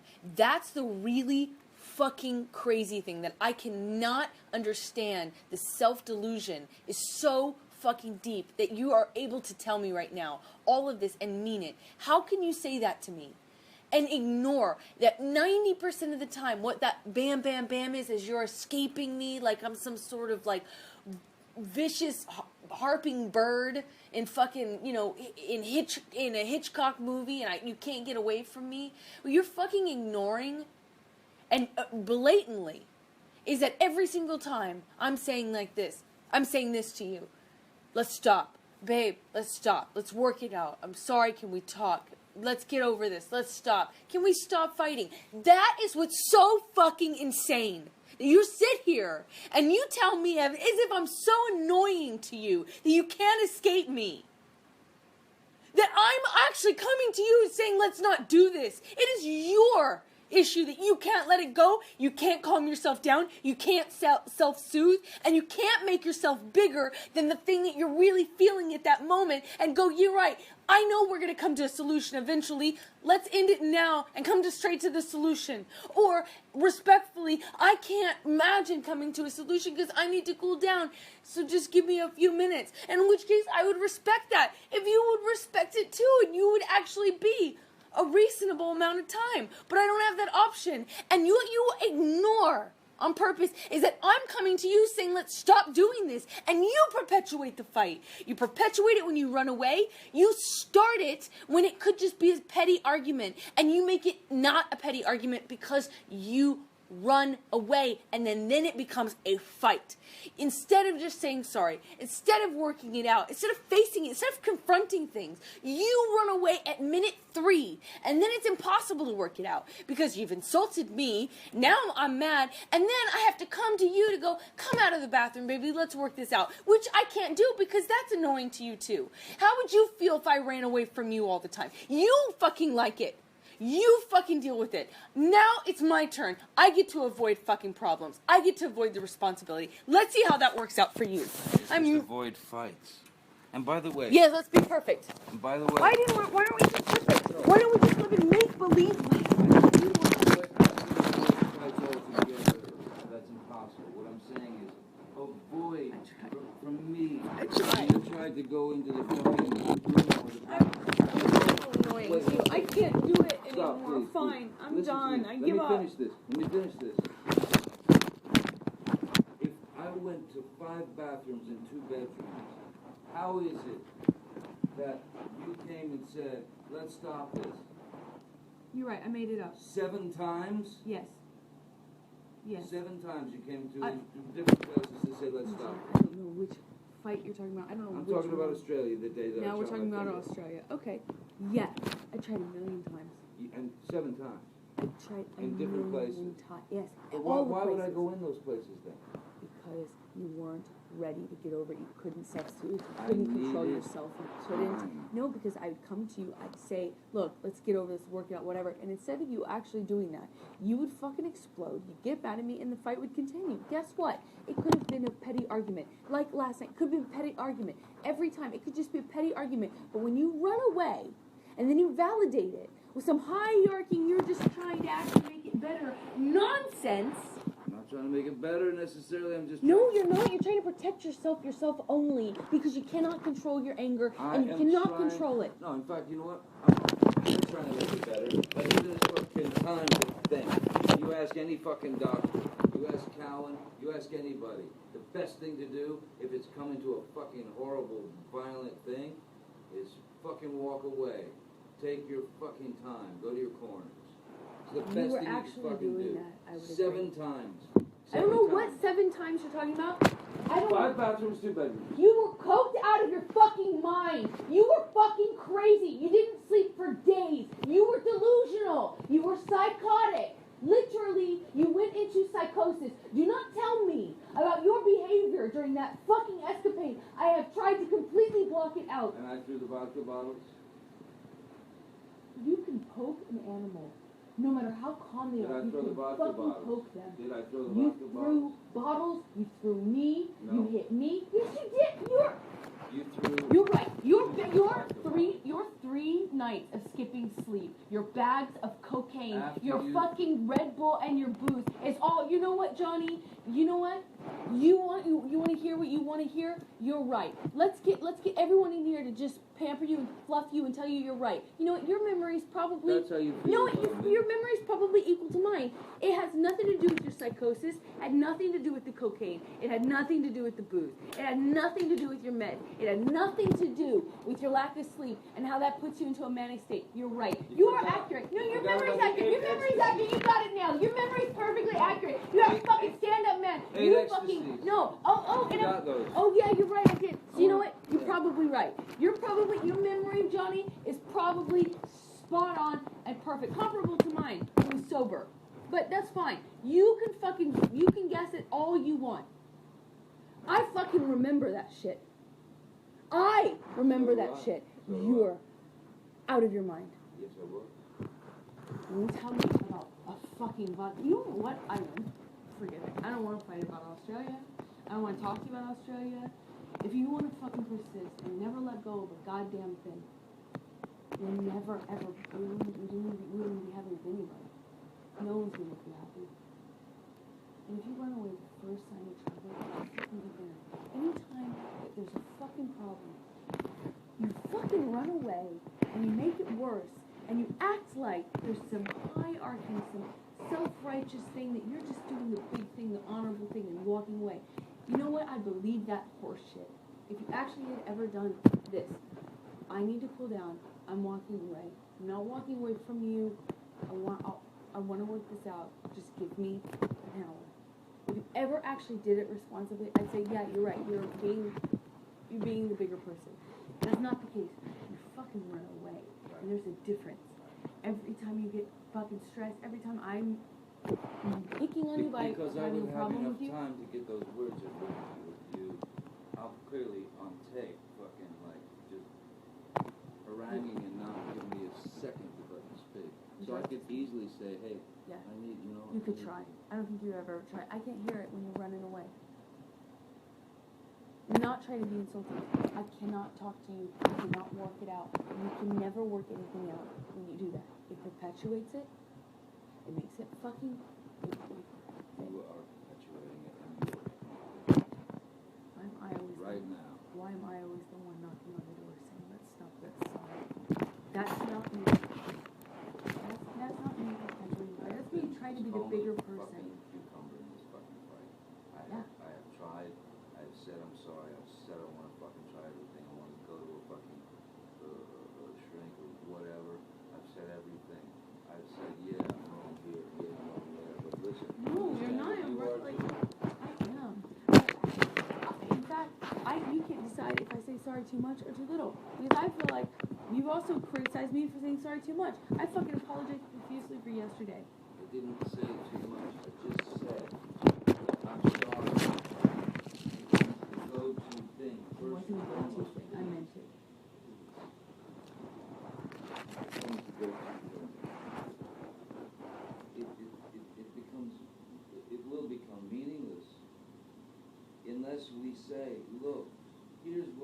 thinking, did I fuck up? And then you say, yes, you did fuck up, and it made me feel this. And then, fuck, I'm sorry. I'm really fucking sorry. That requires some type of cool head.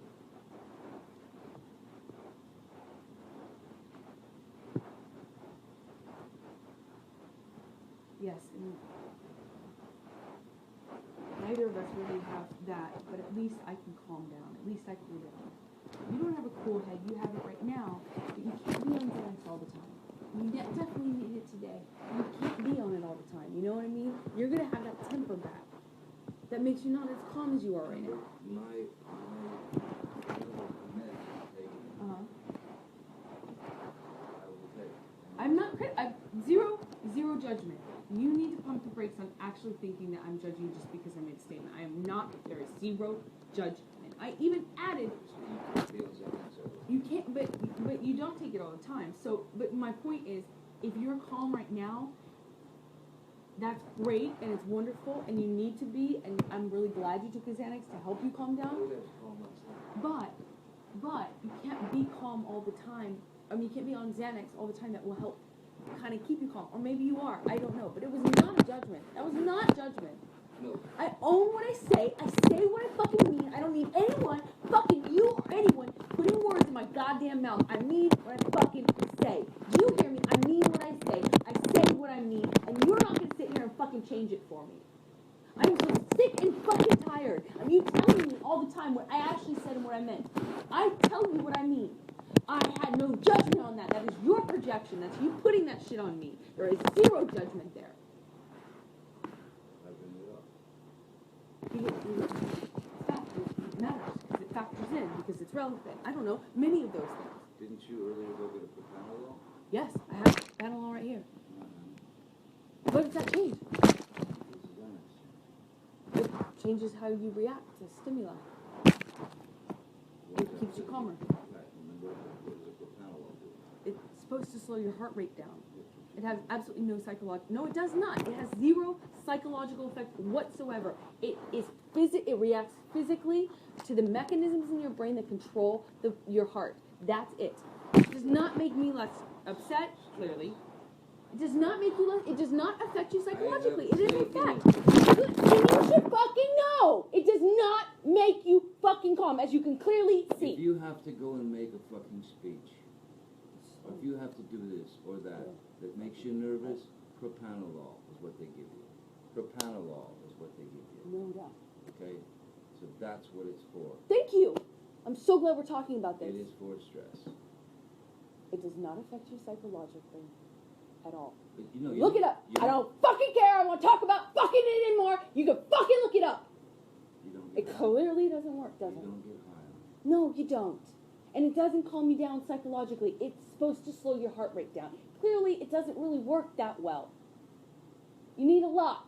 It's not affecting my judgment at all. It doesn't affect how angry I am. It doesn't affect how passionate I am. And I was not criticizing you or judging you at all, which is why you wanted to reach for what I'm taking as a means to defend yourself. But you ignore everything I said, which is there is absolutely zero judgment on that. I was pointing out that you will not react as cool-headed as you are right now, because if anything should happen while you're not on Xanax, it could be an explosion. That's all. I was pointing out that both of us have tempers, and what will happen if you're not on Xanax and then something comes up? Will you be able to talk to yourself and reason with that inner self? That's what I was bringing up. It had no judgment on it whatsoever. I'm actually very glad you took a Xanax. Yeah. And I'm very happy for you. And there's zero fucking judgment. I don't need you fucking telling me what I said. I don't need your fucking goddamn projection on me. I didn't fucking go there. You fucking listen to me or not, I don't fucking care. I'm just gonna walk away for a minute. Okay?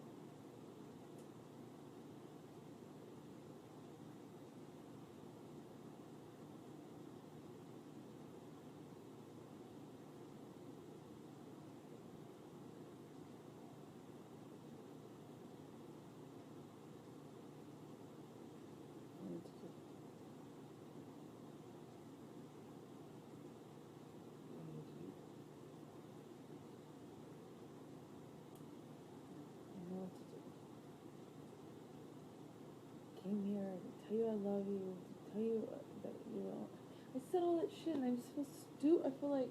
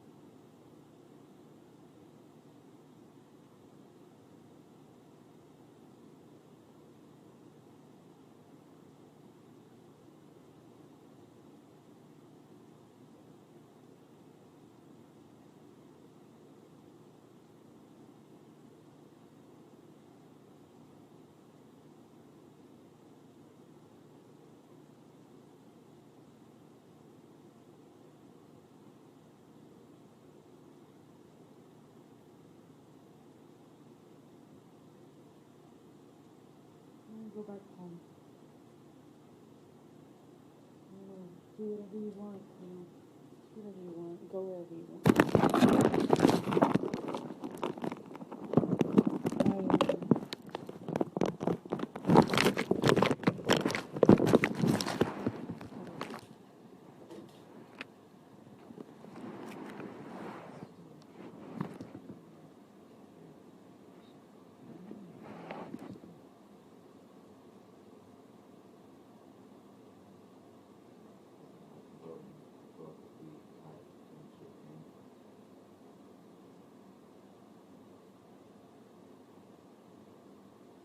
I told you I didn't need it. You said that we should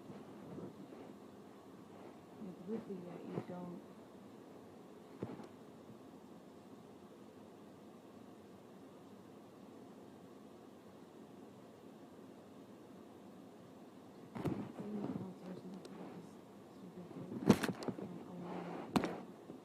Change how we do things, and I want to trust you, and I feel like all the trust is gone. All the fucking trust is gone in the relationship because you keep splitting.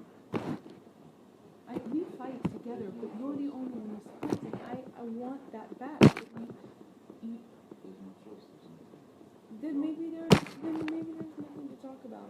But I did come over here with enough love in my heart and sincerity to say to you that all the things I said, which now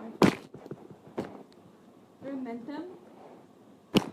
You know, I fucking meant them. Even though you fucking split, didn't come home. You know, I still did that. I've shown myself. I've proven myself. I've fought for you. I've showed up. I'm not gonna be in a physical fucking altercation. Don't. Then don't. You fucking hit me last night. You fucking. Well, all the other times you split. Come on, you cannot act like that's about that. It's not. Well, on a plane, I can't. No, and you hit back. So don't act like you don't fucking participate. Push you. I'm not going to get into the details of that fight.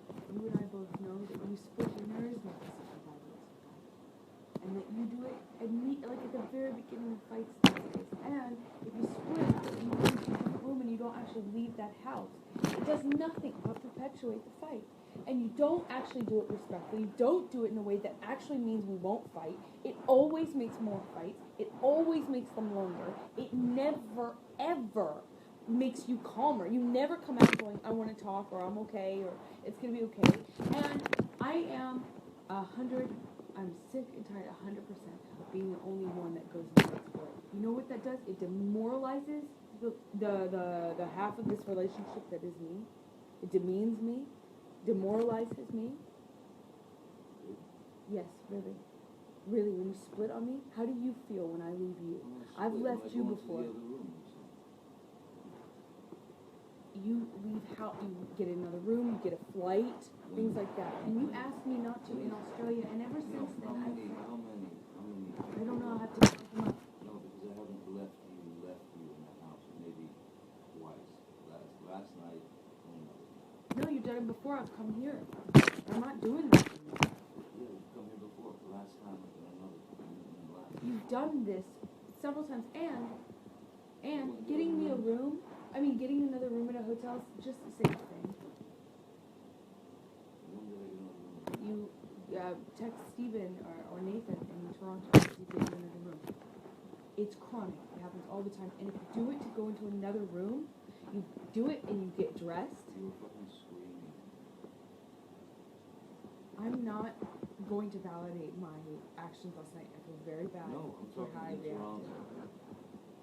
I did not start screaming until you had fucking said all the shit. You poke an animal enough, it is eventually, doesn't matter how friendly it is, how cool. Well, I it's stayed the cool same for me. so long, It's the same and you for me. kicked and kicked and kicked. So I have not done this to you. I have not said these things to you. I have not started the fight by saying I'm going to get another room. And I'm not going to sit here and fight about fucking Toronto anymore. Guess what? I let it go. I'm not fucking talking about Toronto.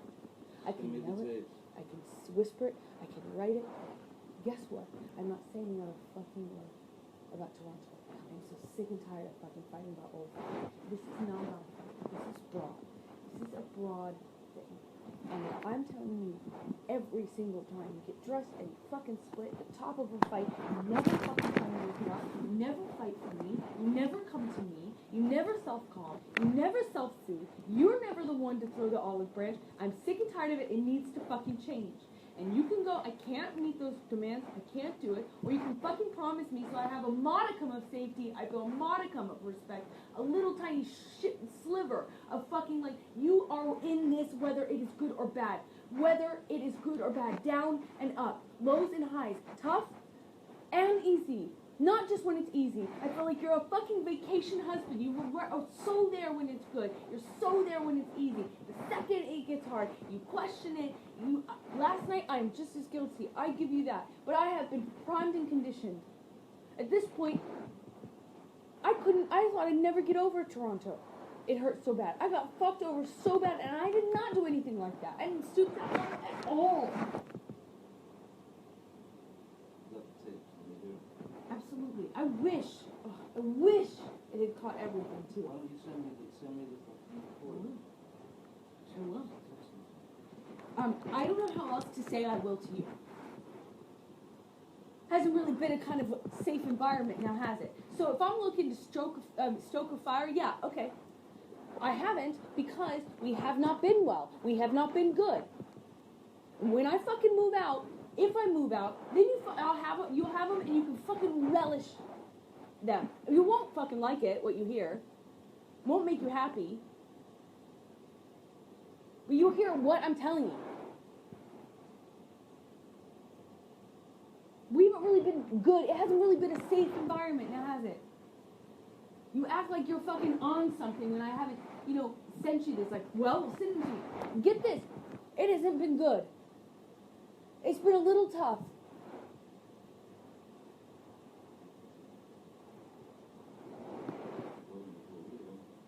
Was it tough?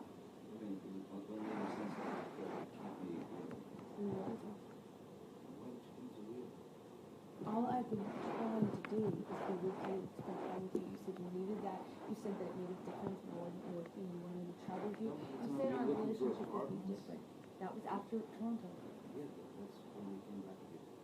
I know where we were. Toronto, Boston, here. I know where we were. We've been on the road basically since Australia, and I have been at your side, and I have not been throwing you. I'm not talking about just a honeymoon. Now am I? I'm talking about many months. And was it all the honeymoon? No. I have been at your side throughout it all. You said, why did you come to Rio? And I answered you. I would love for it to be better. I have no fucking consistency, no safety, no security. The relationship is something you don't fight for, you don't stand up for, you always run from when it's tough. I'm telling you, I need more. We didn't say vows. You didn't make them exactly in that way, but now is the fucking time. I need to know if you're going to be there. I want promises. I told you that at the beginning of this conversation. I need promises that you're going to fucking be there. I need promises that this is important to you. Not when it's easy, when it's hard too. This is something you'll fight for. That this is something that's sacred, that neither of us throw out every fight. I can't be the only one to hold the promises. I was in Toronto and it fucked me over. I can't be the only one. You can't be the only one. If I split on you, all those times that I thought about doing it, we would not be here. And I stayed, and it's tougher. You know, that's stronger. I'm stronger.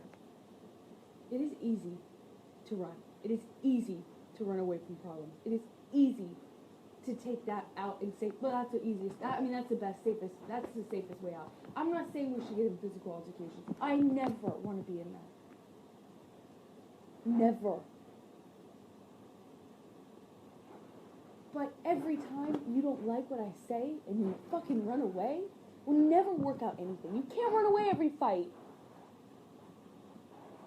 You can't. It's easy. It's not brave. It's not strong. It's harder to say to somebody, I want to work this out. I want to face what I have. I want to face what you have. I want to work it out with you. You're not working it out. You're running away, and then you make me be the bigger person every single time and come to you and knock on the door and come to this house and say, hey, we're married. It's supposed to be sacred. Calm down, calm down. Yes, by default, if you're never the one to do it, one of us is, and I'm the one to do it every time. It means I'm the bigger person every time. It means I have to be the strong one. It means every time I have to fight for our relationship, and you get to be lazy. You get to be cowardly. I don't know what it is. What are you here for? What do you need me for? Once again, I am fighting for the relationship. With the guy that you don't fucking trust or like? I did not say I didn't love you. I love you. You're my favorite person in the world. I remember what I said at the beginning. I'm sorry you feel like you can't imagine it. But I said this to you at the beginning of this conversation. I said, you're my favorite person in the whole world. If you weren't the most magnetic, shiny, beautiful, interesting, dynamic person I had ever met in my life, it would be so easy to walk away from this bratty thing that you do. Untrustworthy. Did you hear what I just said? I said I can't trust him. I can't trust him. That's not meaning you're untrustworthy. It means we've created a situation. And I'm telling you what you do to create it too. We've created a situation in which trust can't grow. It's like, it's trampled every single time. And we need a marriage. That's why I sat down. Do you not remember me sitting down at the very beginning of this conversation and saying just that to you? Say, I know you got married for security and for safety. So did I. We did not get married because it was something that we're doing, because it was something we could walk away. We wanted a foundation. No? Yes, but you could just have me as your girlfriend if you didn't want the foundation. And you told me, and maybe you go back on it now. Fine, okay, cool. Lie about that. I don't know. You told me you wanted a foundation. You told me you wanted the security. You wanted the safety. You liked the foundation. At the beginning, you said, I really like having that. It feels safe. So don't argue with me when I say it now. I'm not arguing. Oh, yeah, but you had to pick and talk. You're saying because I loved you and you're my wife. I want you to be my wife. That's what made it fun. No. How did I put you apart? I don't want to do this. I don't want to fight about fight. I don't want to fight about semantics. I don't want to fight. Come on, come up with a point and can't answer it. You don't want to, so you don't want to answer it. What am I not answering? Because I don't want to fight about this new thing? No, I don't want to. I said you wanted the safety and security, and you stopped me, you interrupted me, and then you said, what? Because I wanted to have you as my equal. I meant you interjected. I meant you said. You said. How about that? See, now, is this better? I answered you. I addressed what you're saying. Now, can we please not fight about that? And I said, because I love you. You said loved.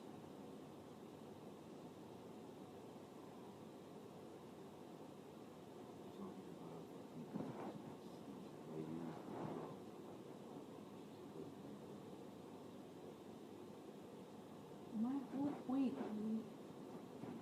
I don't know what an issue is that you love me. Yes, you married me though because you wanted some safety, some security, some stability, a foundation.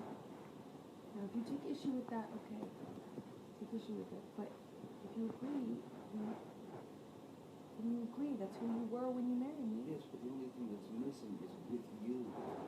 I wanted those things with you. Yes. And that's what I was trying to say.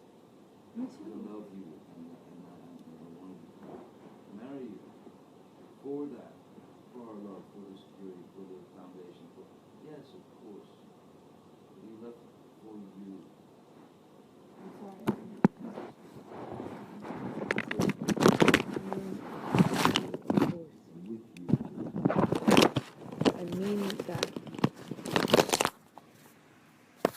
course I do. Of course I want that with you. It's why I'm married to you. But I need the safety, I need the security, I need the boundaries, and I think you...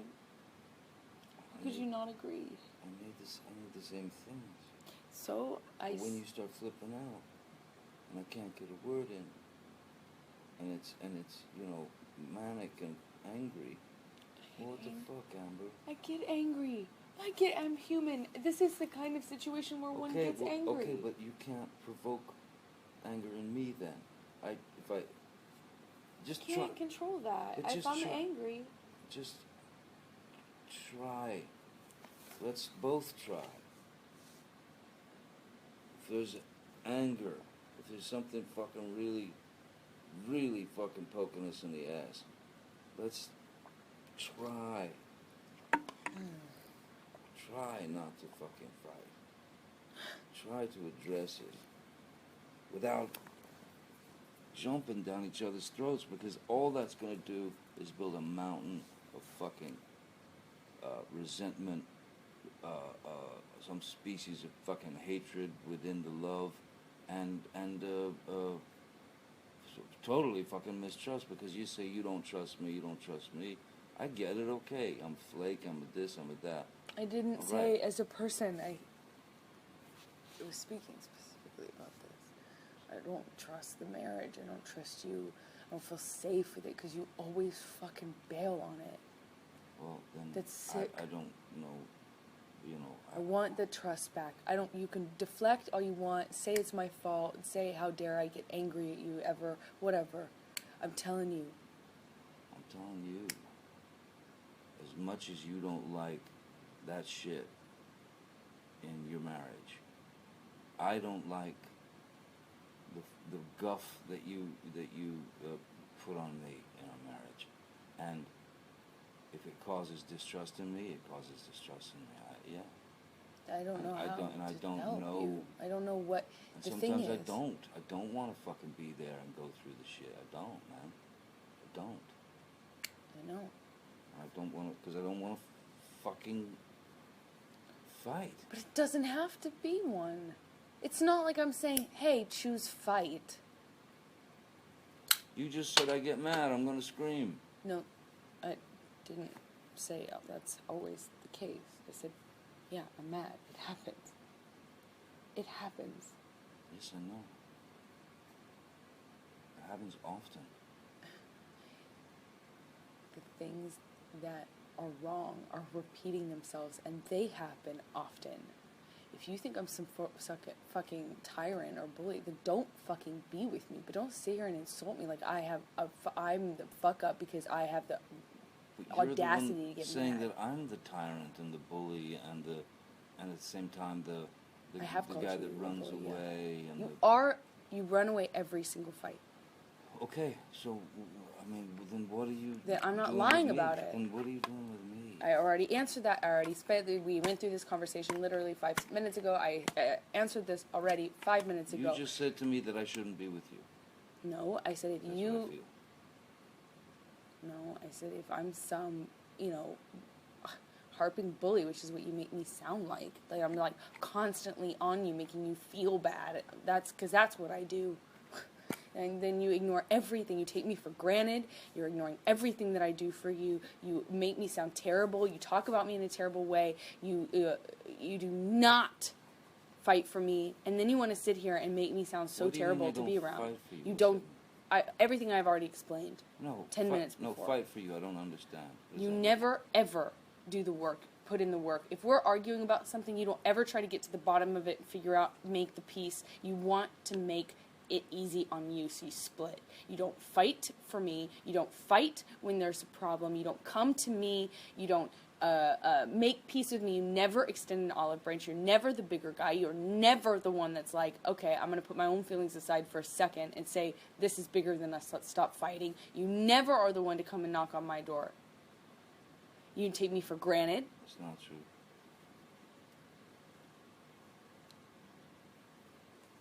It's not true. I'm not the one who fucking throws fucking pots and those are different. That's different. Else at me. That's different. That's one does not negate the other. That's irrelevant. It's a complete non sequitur. Just because I've thrown pots and pans does not mean that you come and knock on the door.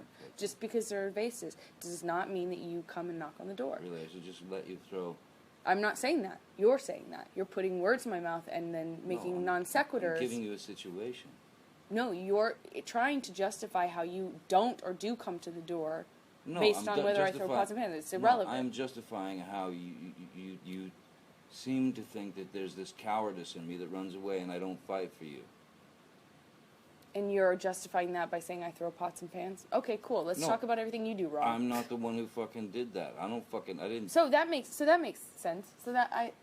That's clear, yeah. The only time I ever threw anything at you was when you fucking threw the cans at me in Australia. Why are you trying to justify who throws things based on whether or not you come knocking on the door? I don't get why one informs the other. Because that is a fucking irrational and violent fucking maneuver. So a man would want to get out of that area so that he doesn't get so fucking angry that he actually does pop the fucking wife.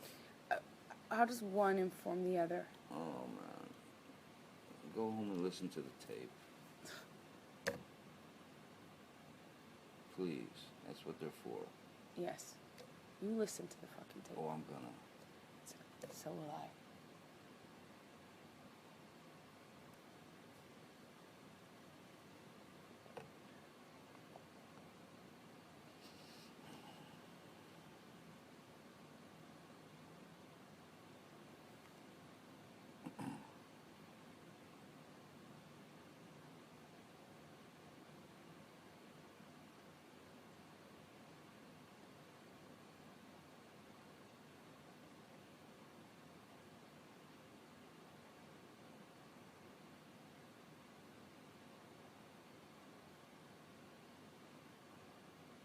I'm not going to sit here and promise you I'll never get mad at you or that you'll never fuck up. I know you want to live in a world where everyone just says yes to you and doesn't question you or criticize you ever. Don't insult me like that, please. But that's not the case. It's not why you're with me. I am honest with you. I'm sorry. You don't want to be held accountable. I get it. No one really does. So honest with me.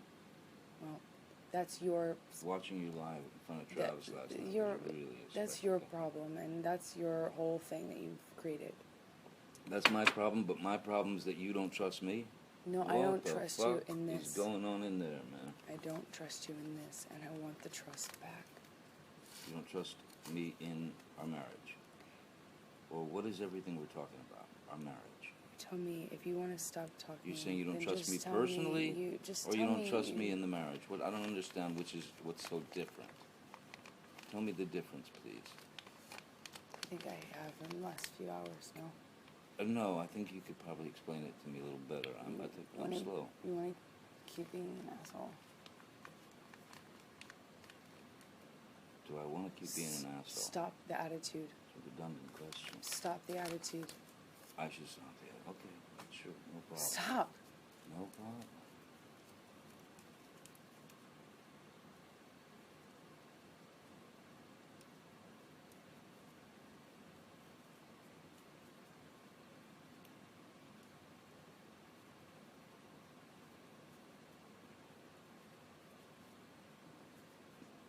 So I'm not going to sit here and go over every fight we've had.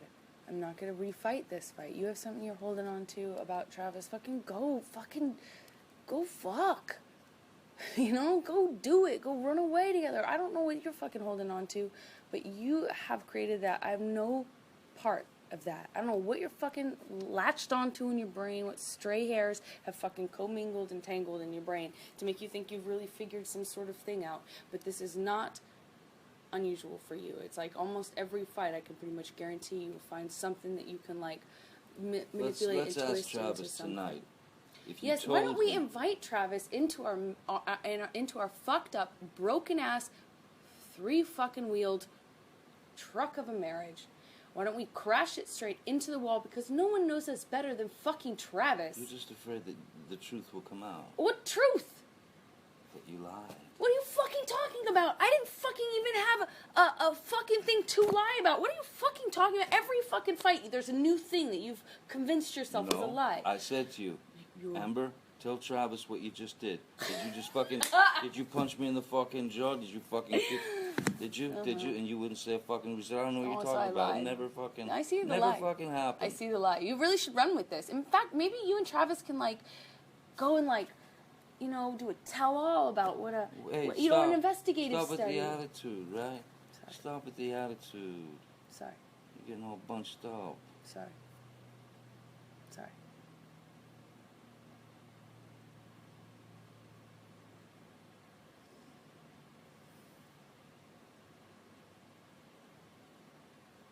I don't... It's so fucking pointless, and you know it, to sit here and fight about fucking... Whatever you think happened with Travis, that wasn't a conversation. Listen, we were I was fighting. not high. I'm not going to... You lied. You're an asshole. You were fucking full of shit. What Lied, lie? you asshole. When? What conversation did I have with Travis? Big investigative study you've done. I'm not sitting here and fighting with you about the fight that we had last night. After you fucking got physically violent with me, I texted Travis. I said, come up here. Because I know. I didn't want anything to happen. I mean, yeah. Come to what? Save me? No, go ahead. Continue. You Travis to the rescue. No, that was the last one. You can go, you go. Okay. That was the last one, so.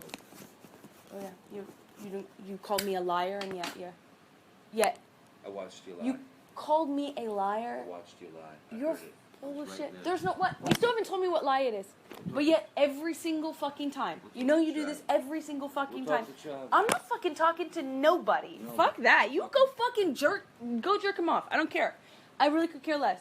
It's you every single time. You latch onto some sort of thing. When I already told you, I don't know what you're fucking talking about. You don't even know what you're talking about. You still haven't even told me what it is. But run with it. Run with it. What it is. No, you haven't. I said to Travis, I said to you, hey, tell Travis what just happened. You told me to do it.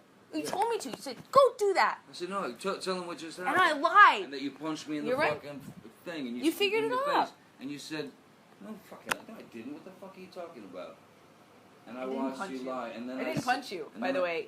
I'm sorry that I didn't hit you across the face in a proper slap, but I was hitting you. It was not punching you. Babe, you're not punched. Don't tell me what it feels like to be punched. You know, you've been in a lot of fights. You've been around a long time. I know. Yeah. No, when you fucking have a close face. You didn't get punched. You got hit. I'm sorry I hit you like this. But I did not punch you.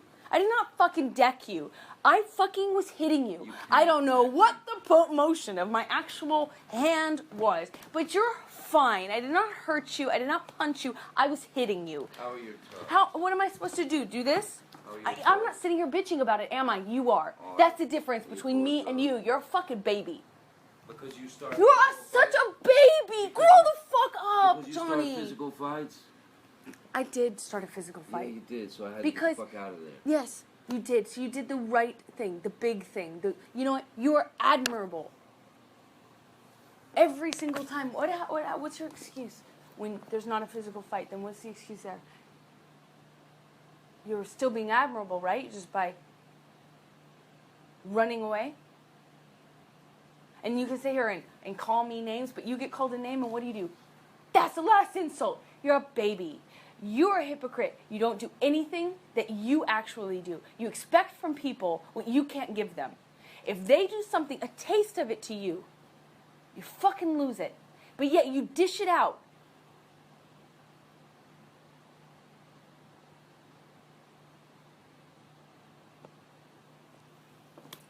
Give it a Xanax. Just in case you need it. I think it's been worn off, maybe. What are you doing with this? I'm giving you a Xanax in case you need it. Okay. Seems like it's worn off. Yeah, probably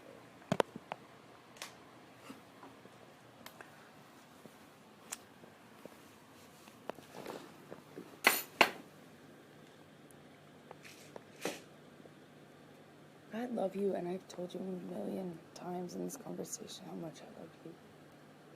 I do love you.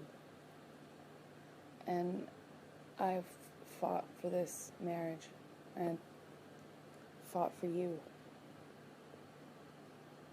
And if you don't do the same, I won't ever how I ever fucking feel okay. I got married to you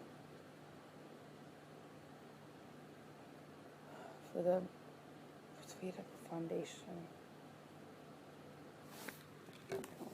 So we start a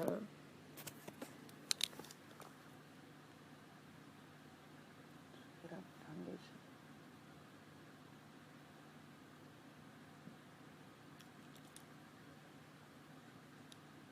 Not so that it could be a transient thing we throw around at each other or run away from. But I haven't even been able to have like a fight with you beyond in any real talking kind of speaking context in so long, because anytime anything goes wrong you split. I feel like it's your first thing. And it's unnecessary. It's not always you're splitting because there's blows or because there's yelling or anything. You split most times when I'm still speaking in this volume and nothing has been thrown or hit or anything.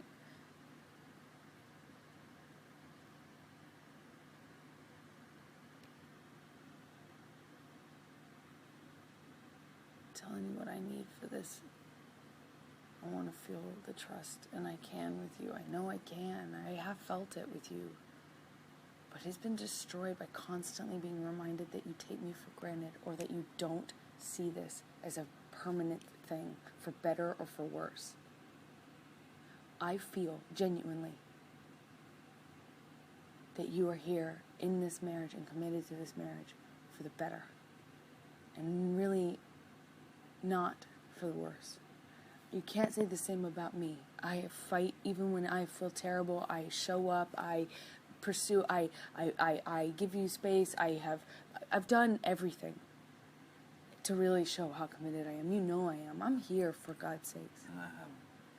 No, not when it's tough. Not when it's hard. Not when it's worse. This is this is the grandest gesture you've shown me in a long time.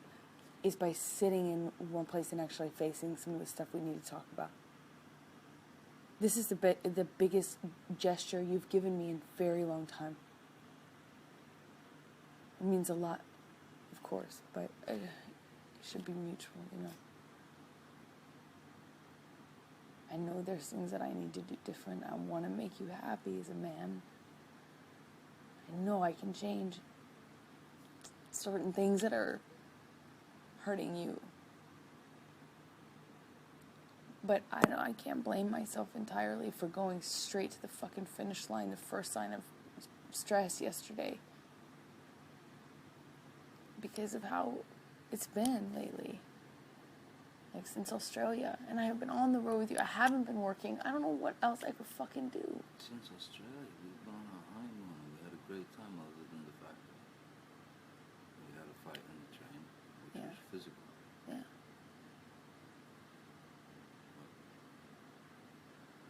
Then we had a fight in San Francisco. But I thought everything else was great. You're saying you've been pondering this since Australia. No, the splitting thing. Me splitting. Like the lack of, you know, I even said this. It was in Australia. I said I feel like it was so good for so long. We'd talk about things. Remember we were allowed to have fights then. Remember we allowed ourselves to say, hey, you did this, or you took... Remember we would even have a little argument and it was okay. It was an argument. I don't know what the fuck has changed. I can't figure it out. And I don't mean to criticize anything that you do, but it's so chronic with you, the changes and the personality. It's like sometimes you get these clear months and you're this different person and it's wonderful, you're this, and then sometimes I'm like struggling to stay connected with you, struggling to have 5 minutes with you, you know, struggling to connect with you, struggling to have my friendship with you, and I can't fight with you, you know. It's like, but they're so chronic that I have to go, what the fuck has changed? What thing has changed? Do you not remember how different? You were so different. You allowed me to...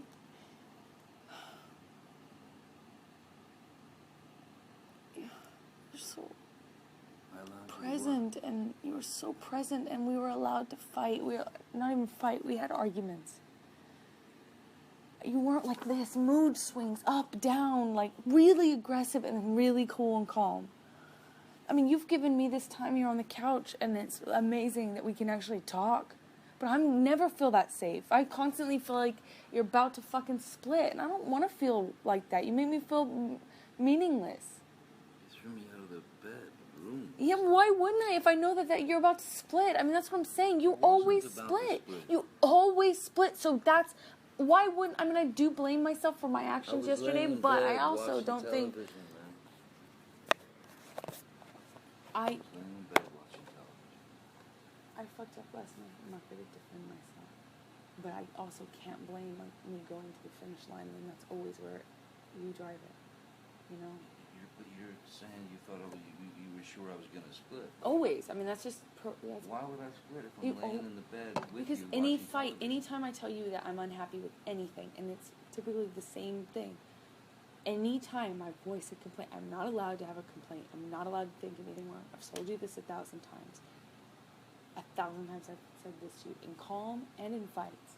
Baby, I don't feel like I'm allowed to just have a complaint. And you aren't allowing me the luxury of us just being normal human couples. Like, as soon as you get mad, you take off on a train. Remember, I even asked you, is it about Adderall? Are you doing too much? I know it makes one edgy. It makes one, like, temperamental. Could it be too much? Like, what is it? The alcohol doesn't seem like it unless it's like in Toronto where it just became that. But in general, it hasn't been a problem so much. So I don't know what changed. I mean, I'm sure it's something because it's not, it's chemical, it's strong. It's one day you were different. It's the same. And it hasn't been back. It's the same changes that are happening in you. It's exactly the same. I wish. Huh? I really wish that was the case. That is I have always allowed you to fuck up and be a human. I've always been able to have a communication with you. The difference is you make it so we cannot even communicate at all if it's anything negative. You go, you take off on a train, you don't get off. You don't calm down. You don't come back around. You don't honor when you say, I just want a few minutes or I want a little time, but I'll be back. You don't assuage the anxiety and the stress that gives me and makes things worse with me by saying, hey, we will. Remember, Kipper was like, you have to say, I will be back in this amount of time, more or less, and then actually honor it. You have to come back. So I said, oh my God, if he could do that, that would be great. And you never do it. You know, you don't ever honor that. You leave me with way more anxiety, stress, anger, and resentment. But in Australia, for a few months, you were so... So for you, it makes a difference. I wasn't being attacked. And that. I have not attacked you any different. I haven't changed. I have not attacked you any different. I never attacked you. I never attacked you. Just because I have a complaint with something you did is not an attack, baby. It becomes verbally insulting. It becomes all kinds of shit. It becomes like at the very beginning. Yeah. See, that's the problem. If you see any criticism as a verbal assault, of course we have this problem. We're going to have it next time you do. God forbid I have a problem with something you do. We're going to be in this situation. Are you ready for it? Say it nice. What if I'm hurt? Am I not allowed to be hurt and be human? That's the thing. You're not allowing me to be human then. You take my humanity from me. You're telling me I'm not allowed to feel things and I'm not allowed to react because to protect you. Last night happened because I was at Isaac's for too long. Next door. It happened because we could not communicate. For what? For what? What did we gain from this fight? From me just, the horrible fucking act of me being over at Isaac's for just too long. I did not cause this because you were at Isaac's. You lie to yourself. Go ahead. You're just lying to yourself. Why were you upset last night? This did not happen because of Isaac's. This happened because we're fighting. This is not about Isaac's. We actually haven't really even talked about that. We spent 2 seconds on it because it's not about that. It's bigger than that. The point is I voiced a complaint. It could be anything. It could say, baby, you did something to hurt me. Which you did, and you admitted. Why didn't you say that? You admitted that you would feel that way too, and you said sorry for it. That would have been great But I could not feel safe saying that to you because I knew that your reaction would very likely be a defensive explosion and an attack and freak out and get up and walk away and all this stuff. So I wanted to avoid it. So I took an Ambien to try and go to sleep without even having to speak to you about it because I was really hurt that you fucking left me stranded. You didn't think about me. You didn't text me. All the things that you apologized for. You already apologized for it. Can you do me one small favor and not take it back? Back. Thank you. Stop defending it, please. You already apologized for it. It meant a lot to me. Do me one favor today. Don't take that back. And what did I just say?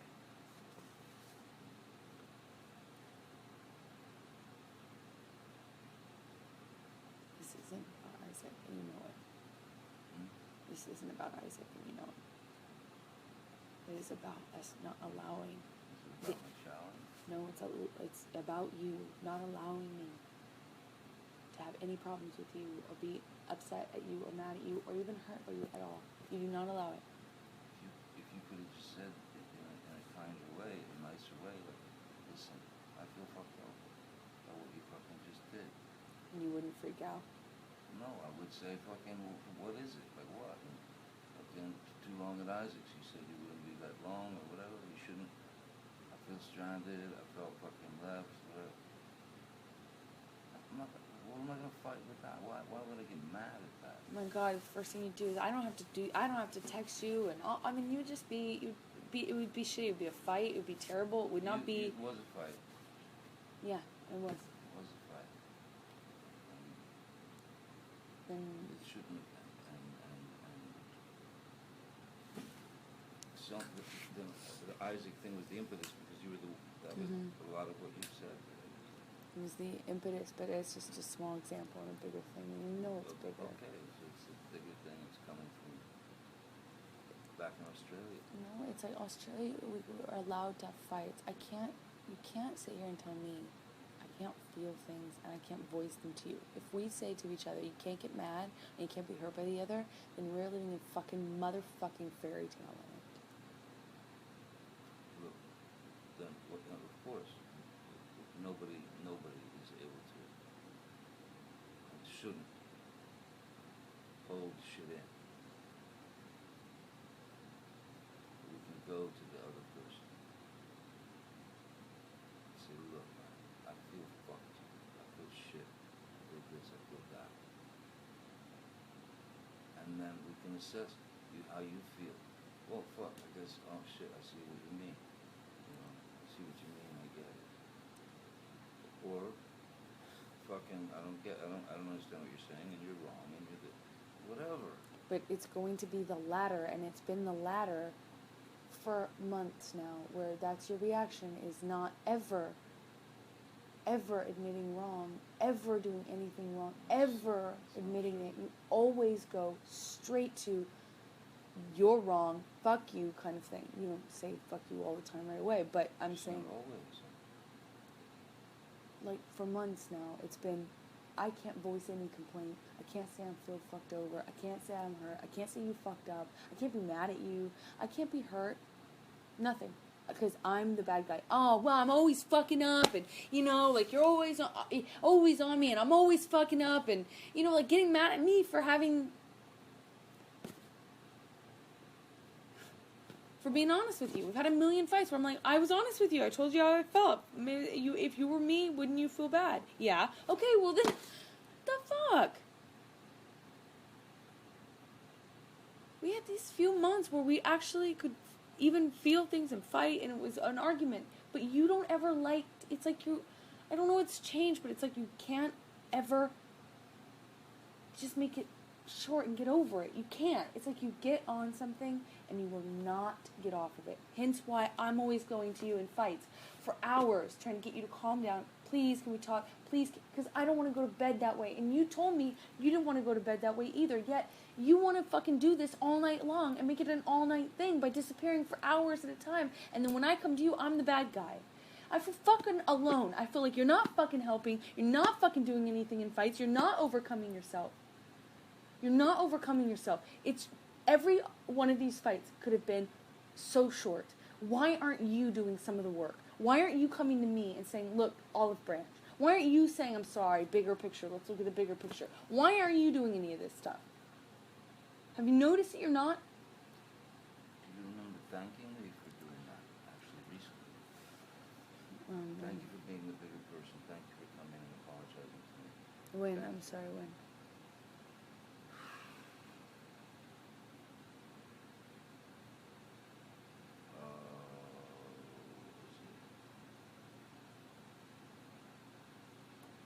Honeymoon or Venice. So there's an example. I don't remember which one it is, but I'm really sorry, I don't remember exactly.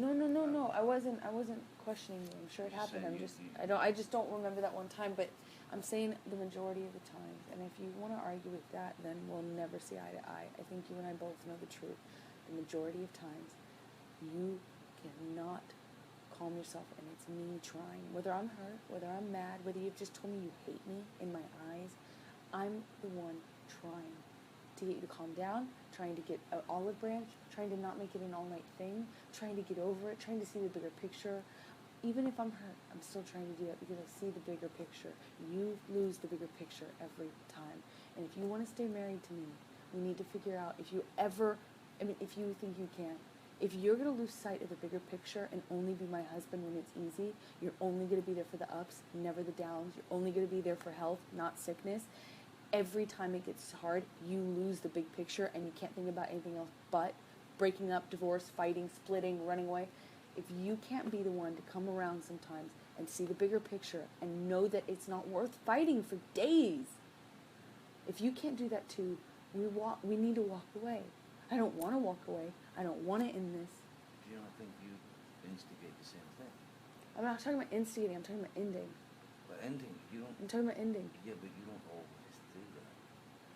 You don't always... I remember you pointed out an example and I said, okay, then can we settle on the fullest? No, I do it at night. I do it at night. I come, whether it's night or day, I've done both. I've come to you every single time. On the plane I came to you, on the Venice I came to you, in Toronto I came to you, in what do you call it, San Francisco I came to you. I pull you into the bed or I hug you and I get us to calm down, and I'm glad I do because that's what makes it not be an all-night thing. And nothing harms our marriage more than sleeping in different beds because we're mad at each other or going to bed mad at each other. We made a promise. You didn't keep that promise, but we did make a promise to not do that. It was your choice not to live up to that promise, not mine. I tried to get you to come to bed when you were mad. I tried to get you to calm down so many times in Toronto. Toronto, in Venice, and in San Francisco. I would come to the 7 different bathrooms if you were, and try throughout, whether I was mad or hurt or not, because I saw the bigger picture. I didn't think it was worth this. I'm always the one trying to end it. You never let go of things. You constantly do this. I'm sorry you feel that way.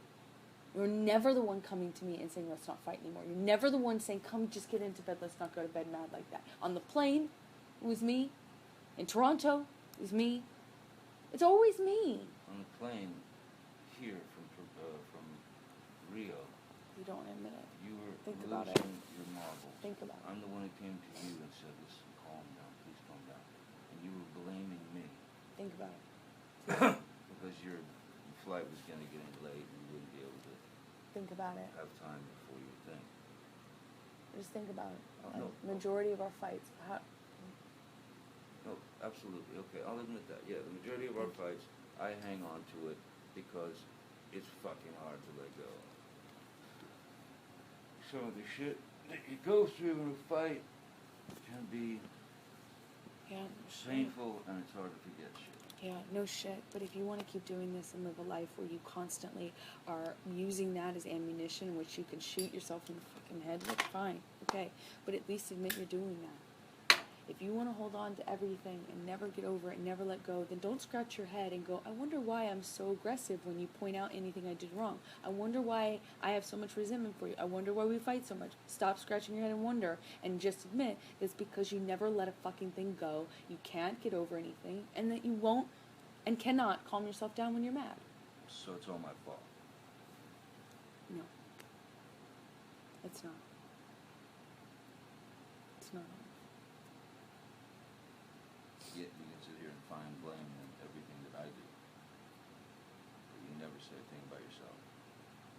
I think I've included myself. You copped her last night. I have included myself.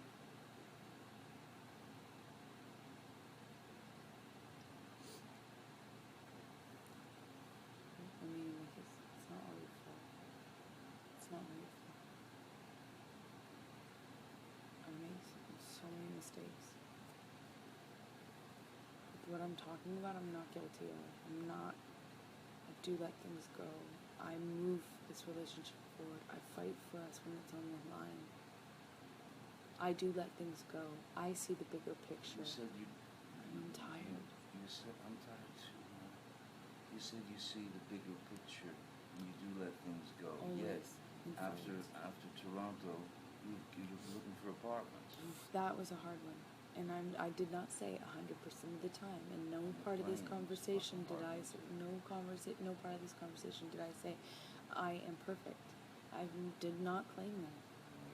I'm claiming that vast majority of times these are the patterns, and I own them. I'm right. You know it. You don't have to admit it, but you know what I'm saying is true. I'm able to see the bigger picture throughout. Whether I'm mad or hurt, I do mean for better or for worse. I have honored my word to not leave. You ditched me last night, and I understand. I understand how shitty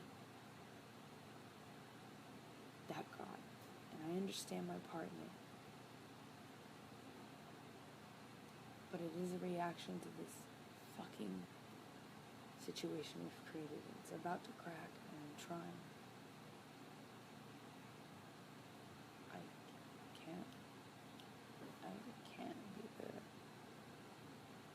can't be the one doing this all the time. I also don't want to. It makes me unhappy. It makes me losing it. And then that's the trust I'm talking about. Like I said, the last thing in the world I want is for you to get happy or for me to let you down. I know. I do. If you can't... I do make you unhappy and I do let you down. Only you know if you can change it or do better. I know you're not perfect. I've seen you be pretty damn close. I've seen you do better than this. I've seen you control yourself more. I've seen you react less. I've seen you be less... I've seen you have way more control over yourself. So fucking edgy, and you get so mad so fast, and you stay mad. I've seen this happen before, and I've also seen you better. I've seen you clearer. I've seen you better. I've seen you do better, and you don't let me down. And I subsequently would do better and let you down less. I hope. But I'm not changing how I do things. You're changing how you do things. This is dramatic change. And it's been a few months now, and I'm begging you. Now's the time. If you choose to stop it, fucking great. I'll be with you to change. But I can't set myself up to be the only one to keep promises and then wind up in another situation like Toronto, where you're booking a room or trying to get me on a flight, or I'm not saying any of the things, and I'm hearing all this shit, and I'm not defending myself, and I'm coming to you saying I love you, and I'm trying to protect you from yourself, and I get destroyed. I can't do it again. I won't ever survive through that again. And I don't want to. You made me unhappy. I don't want to. I don't want you to.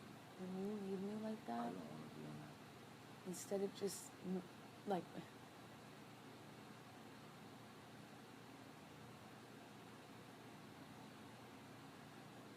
can't leave the house.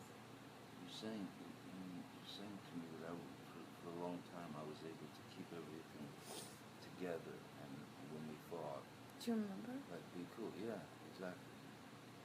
And it was for a while, right? Yeah, it was. So- and we could have arguments. It was like, okay, normal. Now Right. we can't have an argument. No. Right, but there was one or two in Australia when I was calm-headed and all that shit. That,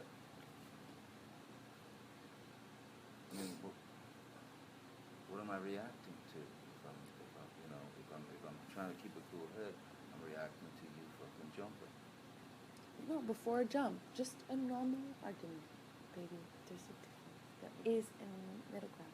But there Sometimes is, you but just go, that was rude, or you snap, or but you say, baby, you tend don't to snap. jump. You tend to jump. Okay, all right. This is before the jump. This is like a normal, fuck, man, that really fucking sucks. Like, I matter too, or whatever it is. And it's not. You think you don't matter? It's not. That's not the point. It's an example. Sorry. There are times when you can make, for months now, consistently. You have been. I did. I've told you a million times. I've actually told you probably about 5 times. I can't have a normal complaint. I can't have a normal complaint. I can't have any problems with you. Baby, I feel like I can't tell you anything's wrong. Baby, I feel like I can't be honest with you. Baby, you gotta relax a little. What the fuck? I gotta be able to tell you if something's wrong. How many times have you heard me say that? I have told you this. I've also mentioned how different it was in Australia and begged for whatever that... Is it clarity? Is it less Adderall? I don't know. Is it work? Is it, you know, like, something's affecting you, and I am not judging you. I'm not. In fact, you have elucidated my opinion on medication. Do I not give you your meds every day? Do I not remind you to take them? Do I not? I know that you have to take medication. I am very aware of that. And you have actually changed my mind a bit as to how necessary they can be. I used to kind of think that they were not superfluous, but I don't know, just like... An escape. Yeah, and now I don't think that, and that's because of you, you know, you changed my opinion about that. But I do know you. And you don't know moderation very well. You're allergic to moderation. So, I balance you out, I think, a little bit. I try to keep you safe. I try to keep on you a little bit to remind you to take the good ones, you know? Do I not? You do. And do I ever give you a hard time? You just look at, no, but the meds, no. You spoil me. Look, you do all those wonderful things. You take I'm your not- boots off. I'm not tooting my own horn. I'm still No, on medication. I'm not saying you're tooting your own horn. I'm saying there are a lot of beautiful and wonderful things that you do for me that I've never even dreamt like that someone would be so fucking caring as to, you know, hey babe, it's time for your meds, and you know, it's so beautiful that your wife is, you know, doing that. It's beautiful that, you know,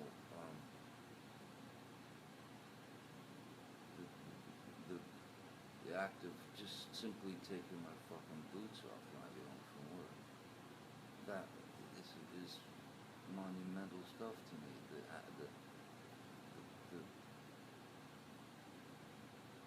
you know, the care throughout the day. You know, here, drink this vitamin water. You know, I mean, there are beautiful, beautiful, beautiful things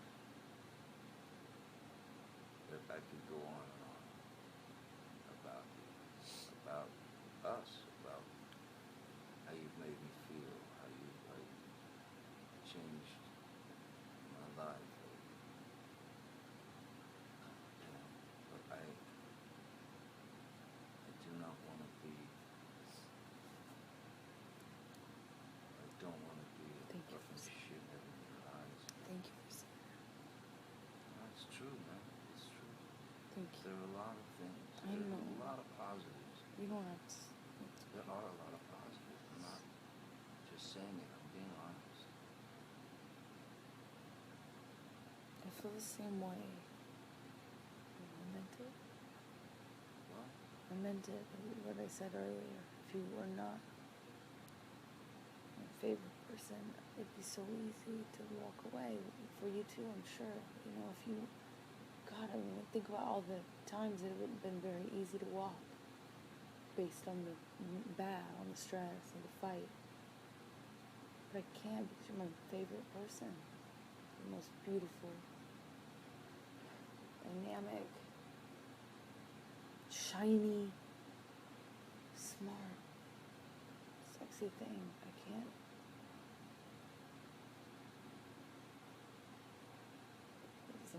fight for it. But I'm trying. I just want to feel safe again. I want the stability. I mean, we meant marriage for life, right? We meant like better and worse and all that stuff, even though we didn't say those words. Of course, but we did. Better or worse, we didn't say. But, maybe, Whitney said better or worse. She did? Yeah. Well then, But it is for better or for worse, Whitney. I feel I didn't leave last night. you're making me feel like it's like you're not there for work. I left last night, honestly, I swear to you, because I just couldn't take the idea of more physicality, more physical abuse on each other. Because had we continued, it would I have know. gotten fucking bad. And baby, I told you this once, and I'm scared to death of it. We are a fucking crime scene right I now. know. If we don't get our shit together. And that, by getting our shit together, that might mean fucking A, we do this and we make it. That might mean, goddamn, you know, you say, I've tried, done, toodaloo. But we've got to get our shit together as individuals and as a couple.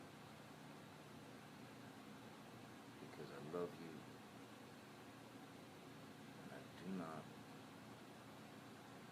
want to leave you. I do not want a divorce. I do not want you out of my life. I just want peace. And if I'm the culprit, majority of the time, I will fucking do everything I can. And I will recognize when I'm fucking starting to go sideways. I will recognize it. But please do the same. Please do the same. And it's okay to fight, like you said. It's okay. You gotta. How do you remember that? I mean, how do you know that? Because sometimes you're so clear as to what is priority to you and what you care about, and then you seem to forget it when you get mad. I can say the same thing about you and Sure, Joe. sure. But I'm asking you, like, what do you do to remind, like, how, if it was just up to self-control, don't you think we would have? That's why I think the list is important. Yeah. I want here two lists. I want a list, One- though, of what. One, here are things that you do that can hurt me or fuck with me or makes me mad or this or that. And, you know, and we take it without freaking out. Just take it and own it and study it. Fucking, and if we have a different opinion, let's talk it out a little bit. Let's talk it out a little bit. And I'll make a fucking list, you make a fucking list of all the things that you think you do that you'd like to change. The things that I do that I'd like to change. In fact, that's the first list we should write. Yeah, I was gonna say this. The first list that you mentioned, it just. Someone once said to me, as soon as you start listing what you don't like about the other, you know, the relationship's over. Well, they kind of said it as aside. They were like, well, you know, that's how you know that when a couple starts doing that. That's how Write you me know a it's over. letter, put it in an envelope every morning if you want. Or on a little notebook. What? Simple. What you do wrong? It's No, terrible. no. Please don't. Please love me today. Please don't hurt me today. Please don't get crazy today. But then what happens if one of us gets hurt or mad? Because that's life. It will come up. If we don't do things differently, I want a list of things that we don't do. I can't keep throwing our relationship in the air every time we get mad because all bets are off every time the blood pressure goes up a certain amount. Look, these don't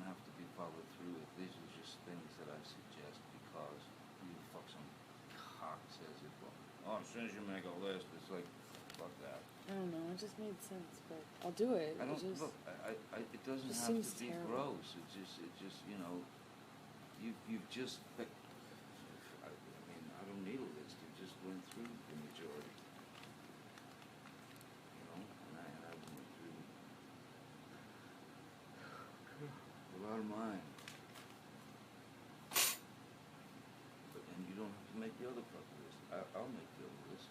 No, I'm not saying I don't want to make that list. I agree about that one. I just want to know what we're going to do differently and how to help check each other on what the other one needs so that it doesn't get to this point. I can't keep living like this. Oh, I can't keep living like this either. Then something has to less, change. I've got less time on the fucking planet than you. I'm not going to spend the rest of my life fucking Something's got to change. fighting and being a drag to someone that I fucking adore. I'm not going to live my life like that. And the rest of my fucking days, but you know, fuck what I got. No, it's not, you know, fucking month, fucking 2 weeks, goddamn 30 years. I don't fucking know, but life is short, precious. I don't want to fuck up yours. You know, I don't want you to fuck up mine. I'd like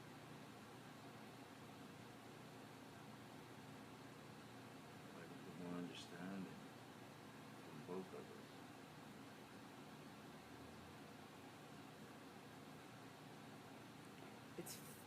That sounds very good, and I agree. But what about what are we In the moment. what are we going to do different in the moment when you're mad and you go fuck it and In you the decide moment. all bets are off? In the moment. Well, look what I did in Australia. Look what I accomplished. I put the fucker away. I told myself every fucking day, no, he's gone. No, I'm fucking putting away. Put him away. And by a list of the things that I feel that fuck you over or make you feel shitty or anything like that, I fucking, when we're in the moment, I remember it. I remember what I put on my list. I remember it, and I try to bring it down notches, many notches. I'll try, if we're heightened, to say, please, I don't want you to feel this. I don't want to feel this. I need to know what we need to do different. I need to It's know. got to be done with your mind and your heart. What do we do different if I have a problem? You Tell need me. to tell me how to tell you different if I'm hurting you. You need to let me be able to be mad. Sometimes you're going to make me mad. I'm a human. I cannot live where it's like, Well, then it's the same thing goes for me then. You're going to have to allow me to get mad. yes, exactly. If Okay, I do but something I get that mad makes you and then mad, you start fucking yelling. I don't have to start yelling. I think I start yelling once it gets fucking heightened. I've gotten a lot better about that. It's just I only start No. yelling when it's fucking hour 11 and we're really in it. You have gotten better about that. Otherwise we wouldn't have had 3 physical fights in the last month and a half. I was talking about the yelling, but No, but yeah.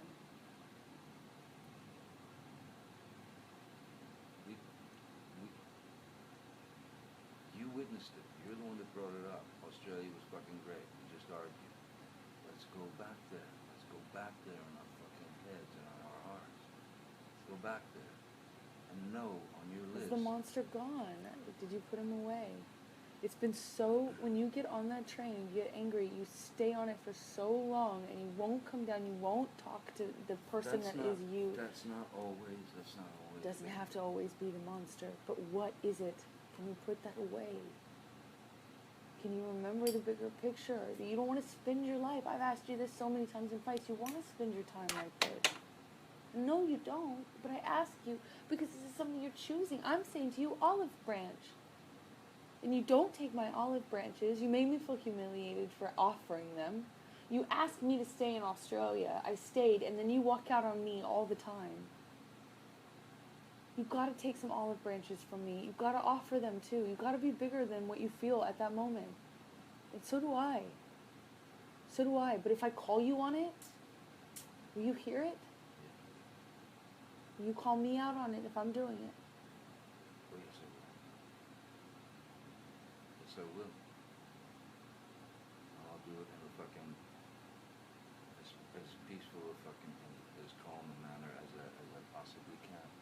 I don't want to instigate any fights. I do not want to fight anymore. Say we're having an argument and you get mad. How can, yes, but say we're having an argument and you get mad. It has to. How do you talk to the you that's in front of me right now? What do I need to say? What do I need to do? We don't want to spend our life mad like that. Doesn't mean you have to like what I'm saying or doing or vice versa, but can you calm down? Baby, please don't, Master. Please don't, let's not yell. Please don't, you know what I mean? I'll do the same. Promise. What? You promise.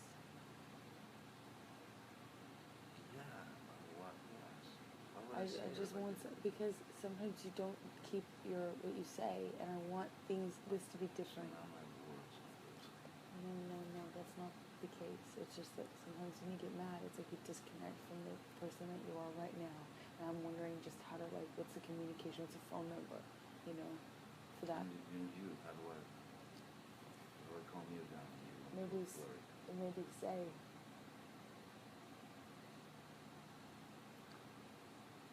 remind me, remember what we talked about. Baby, please calm down. Or the bigger picture. something I will remind me of this conversation, when I'm upset and I'm feeling like it's pointless,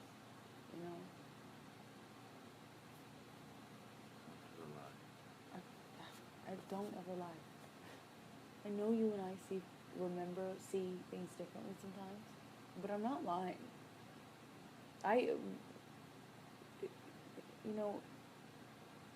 For someone who, I know that's your deepest fear and that's why it comes up in fights and stuff, but you got a trust issue in general in life. I never fucked you over, and I'm not going to. And anybody who knows me, if they had to list 2 or 3 things about me, adjectives about me, one of those 3 would be super honest, straightforward, honest. Everyone else in my life, I know you have trust issues, but you can't let it cloud you knowing me. Please. It comes up a lot. I know you have an issue with it. It's not me. You can trust me. If anything... Say that to me. What? Say what? What you just said.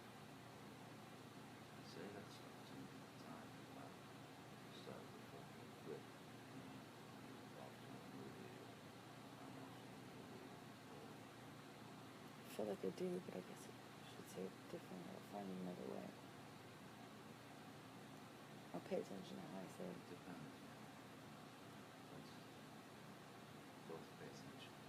How we talk to each other. To respect each other. We're not going to do that all the time. Sometimes we're going to be shitty or whatever now. But when we make a promise to each other about the rings and the divorce. The rings and divorce. We promise each other. Please, I want so bad to feel like the marriage I promise you. worked so hard to make happen is meaningful. Don't talk about making the wedding happen. Talk about the 4 years we spent. Yes, but I have those 4 years no matter what. But I fought for that wedding, and we had that wedding, a beautiful wedding. For what? If we don't, I want to, it means something, that there's some... It did mean something, and it does mean something. I didn't get married to you to fucking... Just fucking, 17 more fights, and it's fucking... got married, I knew the fucking fights were going to stop, but I thought maybe it would recur. I wanted the security back. I freak out. I freak out and cannot make normal decisions, calm decisions, or ones from the heart where I'm thinking of you more than me when I feel like you're splitting on me all the time and the marriage is on the rock. I make the same mistake about throwing our marriage around. I won't do it again. I'm not going to do it again. Okay? I'm not. I promise. But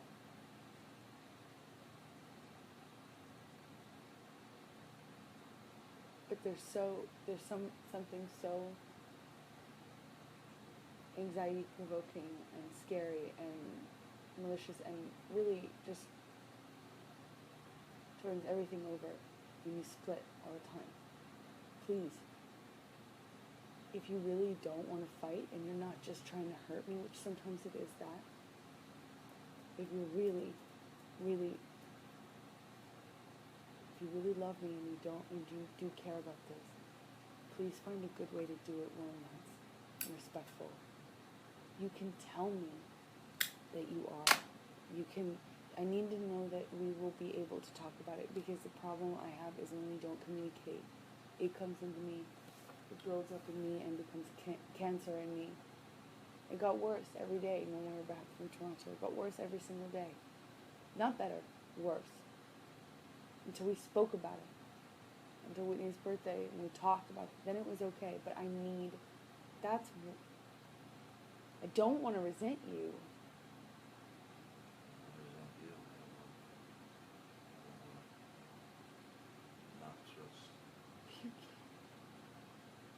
You know how many times I've chased you out of the elevator in the hall? I gotta stop doing that. I'm not nitpicking. I don't need to be focusing on something, but if it's a major thing to me, and it is a major If things get thing. physical, we have to separate. No doubt. Have to be apart from one another, whether it's for fucking an hour or 10 hours or fucking a day. You must. There can be no physical violence. I towards each agree other. about the physical violence, but separating for a day or a night and taking a night off from our marriage that just means it opens up. Listen, I'm just giving you examples. It could be fucking 3 minutes. It could be fucking 2 weeks. I'm just saying. But we need to agree on certain boundaries so we have boundaries again. We need to make agreements and hold each other accountable to them and ourselves accountable to them, which is why I'm even bringing this up. I'm not. You know what I mean? I'm not saying anything negative. I know. All I'm saying is we need to take whatever time we need. You need, I need. To kind of let things settle for a minute. So that we don't fucking kill each other or fucking worse, fucking really kill each other or fucking break up or whatever. Just don't. I think that Help me, I- I'll help you.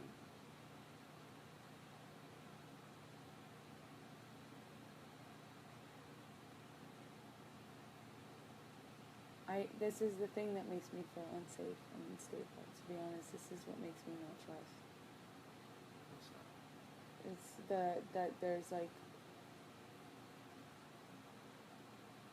Walking away, going to a corner. no loophole. It's like, oh, go and take the time you need, take the time I need. Okay, fine. Every time I get mad at you, I can go split. Except for, oh wait, I don't have my own place to go split to. No, Amber, stop. You know, it makes me think I should. It makes me, I don't have a place I can go. I don't have it. I'd have to go to a hotel, and I don't have the funds to do that. I mean, it's. That's not what I'm talking about. Look, I think we should control ourselves and not get physical. And if it gets physical, and we've dropped that wall, then we're gonna drop the other ones. And it's gonna be like, you're to fucking split, or I'm gonna fucking split, and of us isn't going to come back. You may be right, but you can't predict the future once again. Here's what I'm saying. If the fight escalates to the point of where it's just insulting for both of us, or if it gets to that physical fucking shit, violence, that's when we just say, look, let's go to our corners, man. You hang wherever you want, baby. I'm going in the office. I'm just gonna fucking sit there and try and de-jellify my fucking brain. And I'm not talking about me running out of the fucking house. I'm not talking about me, sprinting because I'm fucking cunt and a coward or whatever. I'm talking about go to our corners. I'll go to my little office. You can have the house. You can just take the house and wander wherever you want. I won't fucking come bother you. And if at a point you're feeling like better after 10 minutes, come knock on the door. I always do that. And please let me finish. Sorry. And if in 10 minutes I'm feeling like, all right, I got the solution for this, or I know how to, we can, please, I'll come knock on your fucking door. Or I'll come find you. Will you try? What? Will you try to not make it I just told an you. all-night thing? I wasn't done. Will you try and not make it a lifestyle? I mean, will you try and remind yourself that they can just be fights? Will you try and Absolutely. respect that it doesn't have to be an all-night thing? Absolutely. I mean, I don't want to go to bed mad. And we were doing really good with each other. We didn't for a long time. I know. But we weren't insulting one another to the point of like, wow, like the way I insulted you in Toronto, the way you insulted me on a plane, or whatever. Let's not get to that point. That's nothing. That's bullshit. That's kindergarten shit. We don't fucking need to do that. What we can do is just try to be fucking calm and say, look, this is getting somewhere I don't like. Please, let's take an hour max. I'll go in and fucking write and try and figure it out, get it out, whatever. I'm just making suggestions to try and fucking save us. We gotta honor our promises. I cannot, nor can you. You don't deserve to be in a relationship that is walked away from all the time. You can't. I would never want you to do that. I never want you to be in that. You deserve better. So do I. You cannot be constantly,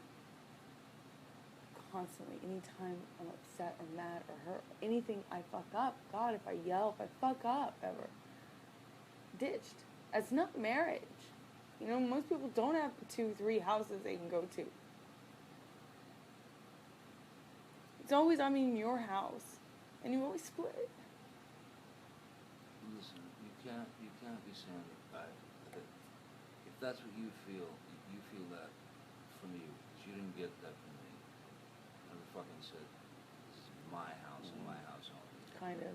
But I know yesterday No, that's our fucking house. You always remind me that I got Rocky and Josh living there. I got Whitney living there. Don't. But you say it in fights. You use it in fights, and I'm sorry, but I feel like. Look, forget it. I just want. Don't think that I just want the security and the commitment from you that we have destroyed both of us. And I don't know if that matters to you. But personally, like if you need that. That's what I Absolutely mean. matters. But I do. And I can't promise you that I'll be perfect. I can't promise you I won't get physical again. God, I fucking sometimes get so mad I lose it. I can fucking promise you I'm gonna do everything to change. Promise you. I'm not gonna throw around divorce. I will not say divorce unless I really mean it. Unless it's it. And then I hope you leave me. I'm not going to, and me too. I will leave you. It's fair. I can't do it, you know? And I think, honestly, if we hold each other accountable to that, it's fair. That's what I said earlier. Look, if we get to that point where it's like, this is It's a line we don't cross. fucking much. Let's, we fucking, man, shake hands and walk away. Yes, but don't do it until you mean it. That's my point. Trust me, I'm not going to do it unless I mean it. Promise. If I say it, I will be leaving. If you say it, fuck out or whatever. Promise. Yeah. That ring does not come off. Unless I say the word or unless you say the word. Well, or you just take the ring off and that's the same. That'll be the same. That's what I'm saying is, I don't think our marriage should be something you sit on. In fact, if you want a fucking divorce, you're gonna tell me, not in a fight. Let's be honest. That's a decision, a lifelong decision that even you and me as hotheads know you can't make forever decisions when you're mad like that. It certainly feels like you can, but you and I both, even though we're hotheads, and we do know the difference. However, I don't think it's something we should ever say to each other in a fight, ever. And if you promise me, and I promise you, we need that. We need to hold each other accountable again. I want to feel safe. I have nothing to cling on to. You didn't come home last night. I feel like I have nothing to cling on to. There's a semblance of marriage or commitment or stability. I mean, if I can just get up and walk away and spend the night somewhere else. Obviously can. Yeah, but believe it's done if I do that. That's not marriage. You talk about it. You know why I left. I do know why you left.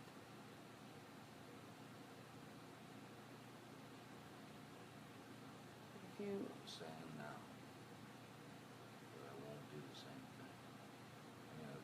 That I will not do that. I will not fucking leave until promise. some rational decision is made. If it's the end, it's the end. If it's fucking we can keep going, we'll keep going. But Promise. promise. Promise. Promise. Hope you can trust me.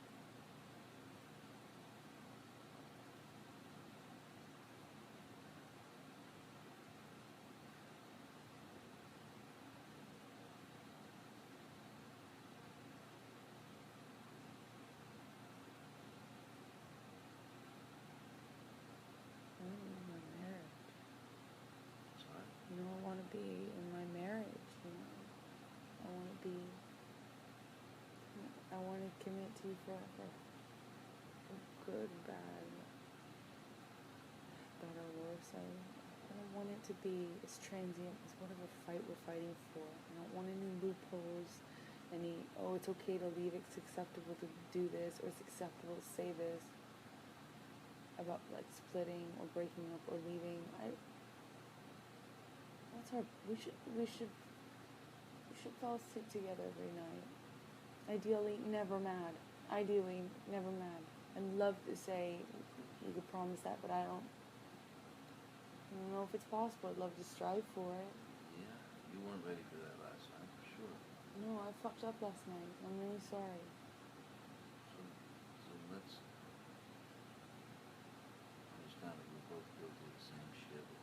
No one's saying it more than me, though. I am saying that. It's just chronically overweighed with, and I need that to be something you realize and that you know. And it's affecting not just me, it's affecting our marriage. It's affecting how I trust, how I resent you, how I like you without the fight being happening. No, I know. I'm not trying to rub your nose in it. I feel sometimes like you omit something, you acknowledge it, it'll be beautiful, and then you go back on it kind of in your in the vocabulary after, and then I feel like, wait a second, is he taking it back? You know what I mean? I do know what you mean, but like I said before, there's not. I haven't cornered the market on that. You know, when you start the fucking yelling, there's, you know, it fucking gets crazy. You know, it gets fucking crazy. You know, and that makes me not feel.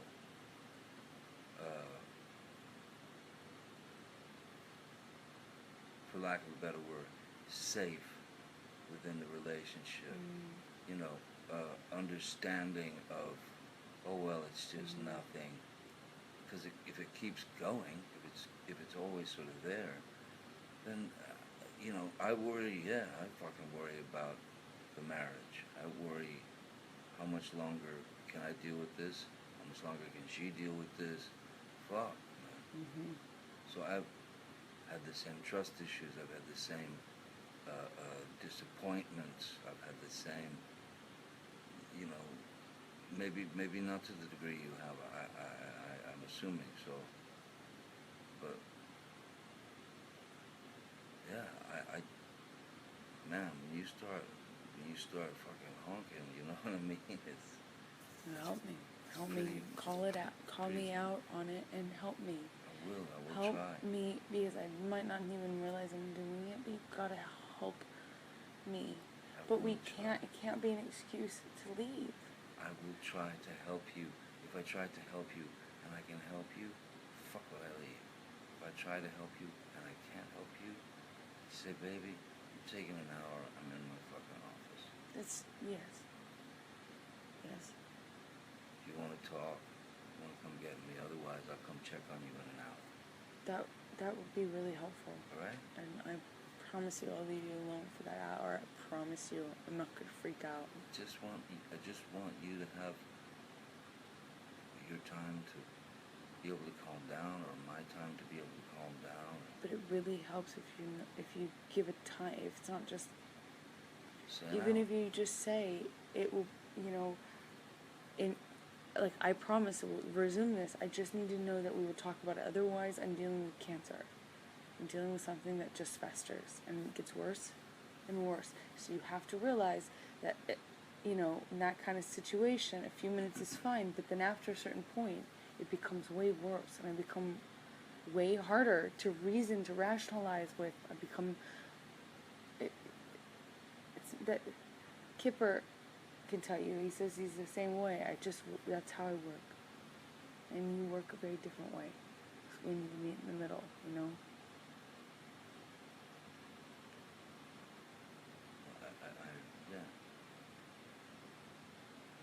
I do understand that. I mean, I do understand all that, but I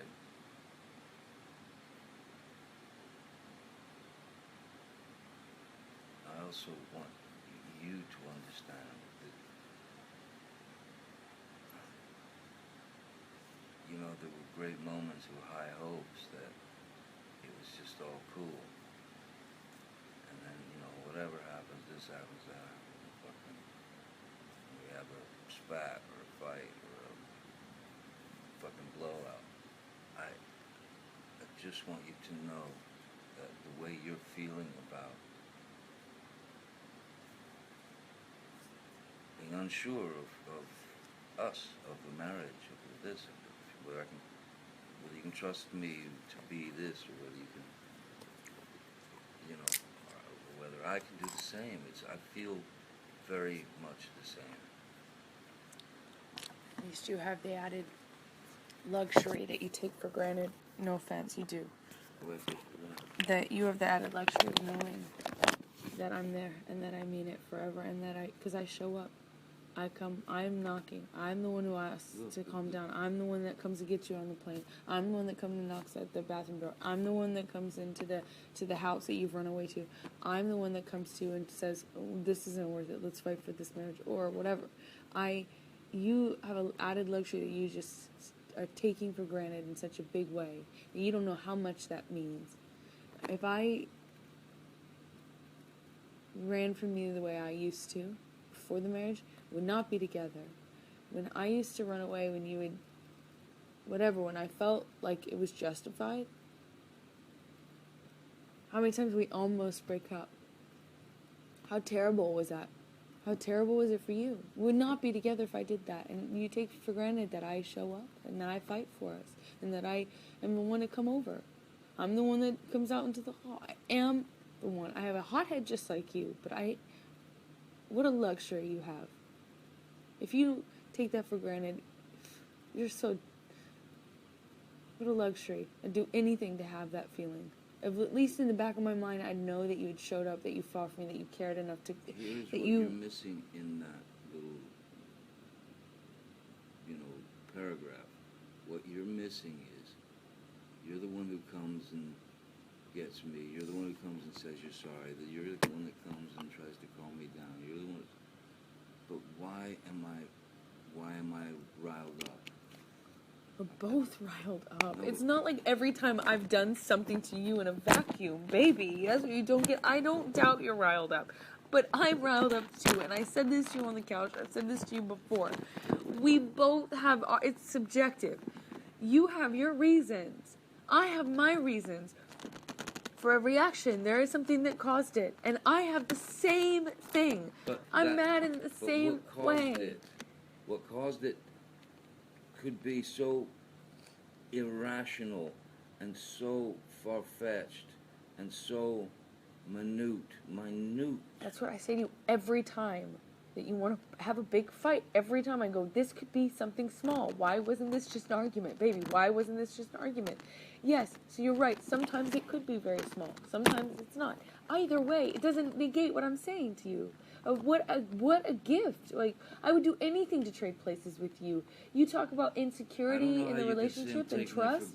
But you talk about trust. But you talk about trust and, like, you feel the same way. You don't feel this. You couldn't. Because the difference is, you at least have the knowledge in the back of your head that you can fall back on, that I showed up, that I fought for you, that I checked on you, that I came to get you, that I said I love you, that I saved the marriage. If it were up to you and I treated you the way you treated me, we would not be together. Let's face it. It's because I fucking fight for this. It's because I come over. And last time I didn't, which is what I should always do.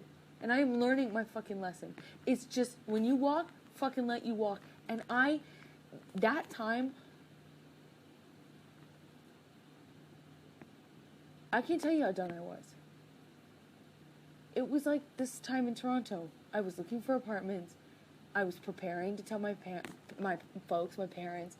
I was done. And you called me and you were like, well, I'm about to go out of town or whatever, and it ended up like that, whatever. I told you I wasn't ready to see you because it had gotten so much worse that I was basically calling. I was like, I just need to change my life, and my life is different. I am no longer with this person, and I'm now single. I need to, get my shit together, find an apartment, do all this stuff. It got so much worse, and honestly, if that happens one more time, we will break up. I know it. I know we won't survive it. That was so severe.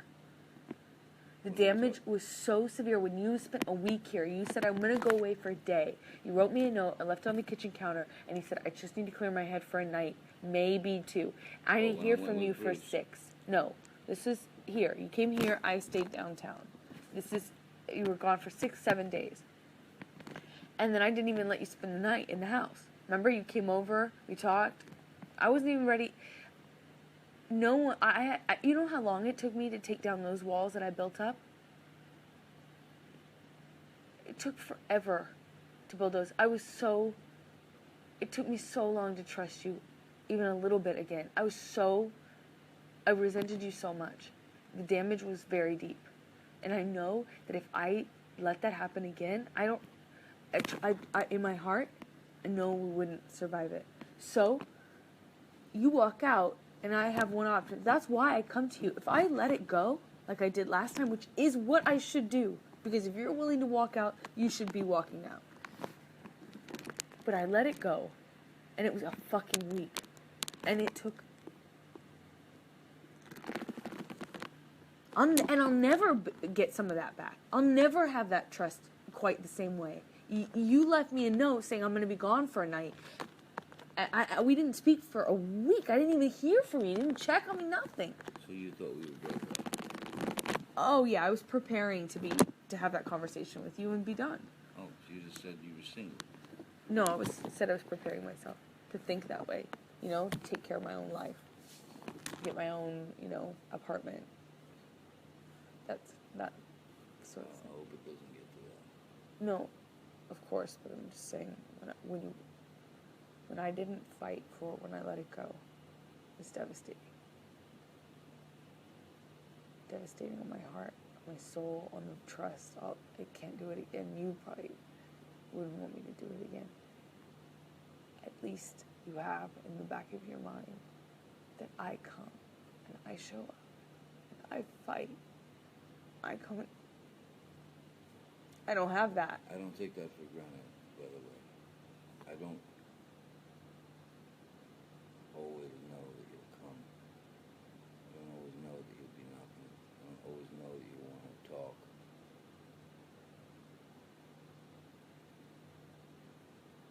I go, because I think, but we're screwed. Can't live like this. So what's to stop you from doing that again, thinking that again? Well, like I said,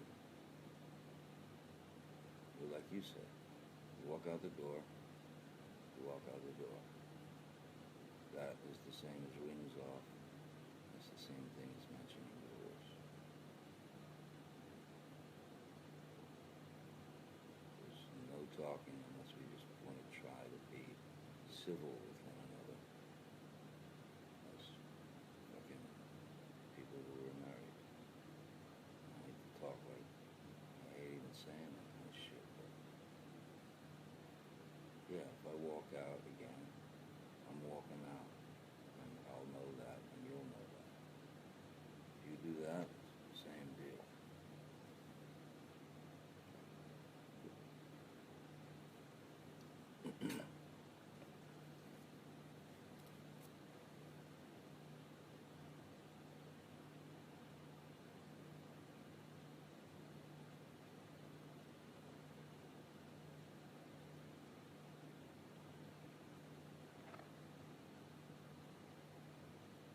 Okay.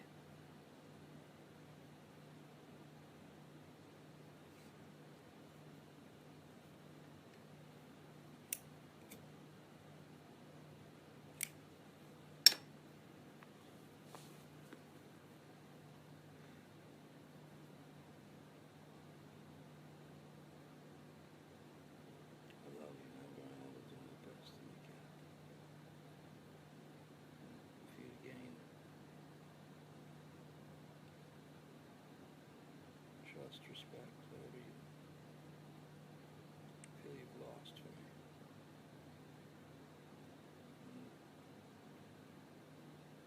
I hope you can too. Huh? I hope you can too. And I hope you can make the changes that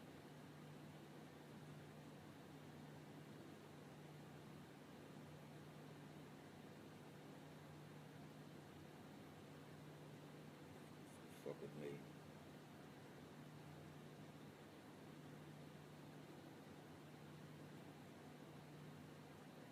And if we want to do it, we'll do it. Ultimately, if we don't want to do it, you know the result.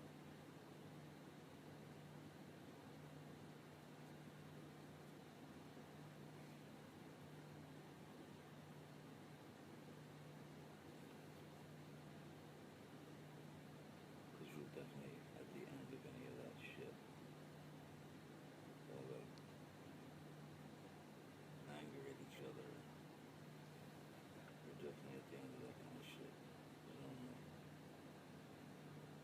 Can you let it go? Can you let go of some of these fights? Yeah, I know the fight's cool. I just feel like we hold on to everything and we just fight about the same, you know? Like my mom said, I don't think either of us are forgiving each other. Well, I don't think we can forgive each other this quickly. I think I'm not saying that. with time it'll lessen, but everything that I said, you know, is not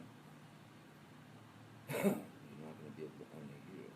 And the same with me. I won't be able to unhear it. They are horribly thought-provoking, but just got to write it off, you know, and get past it. If I didn't want to be with you, I wouldn't be with you. If you didn't want to be with me, you wouldn't be with me. And that's really what it boils down to. So if we want to be together, let's do our best to fix what's broken within the machine. Within our the machine that is us.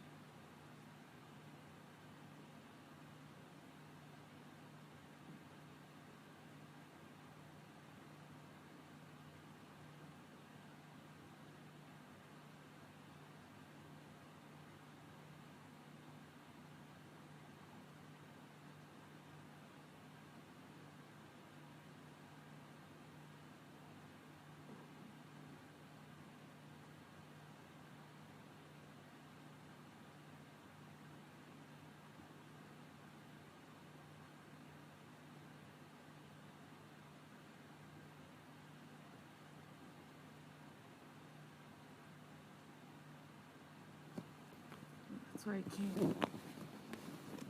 That's why I came. I'm still married to you.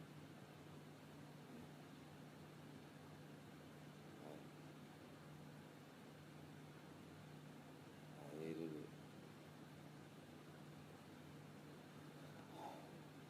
I hated having to leave. I hated fucking getting here. Couldn't fall asleep.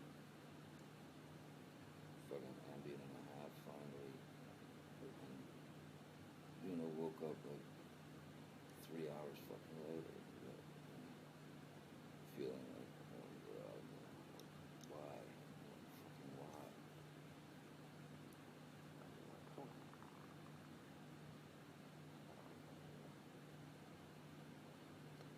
Hope this is important enough for you to fight for. It is important enough for me to fight for. I hope.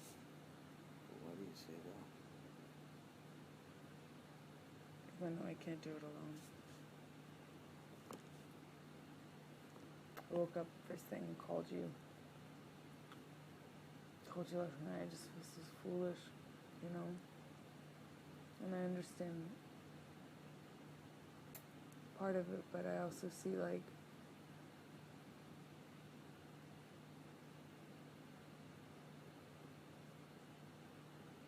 you know I love you.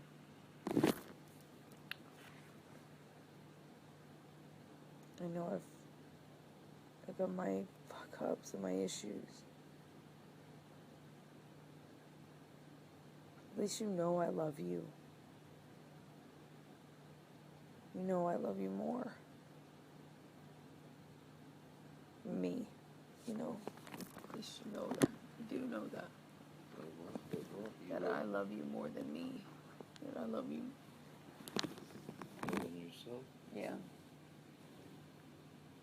You don't debase yourself and embarrass yourself like that for you. It's because you're worried about protecting yourself.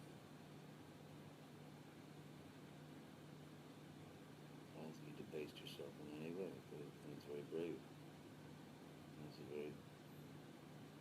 Your feet are swollen. I have no... What? Your ankles are swollen. You take your morning meds? What? It's swelling. Not swelling?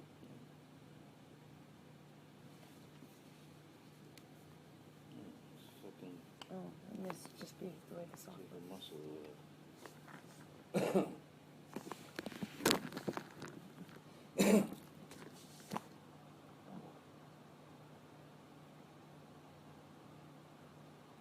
I love you, don't.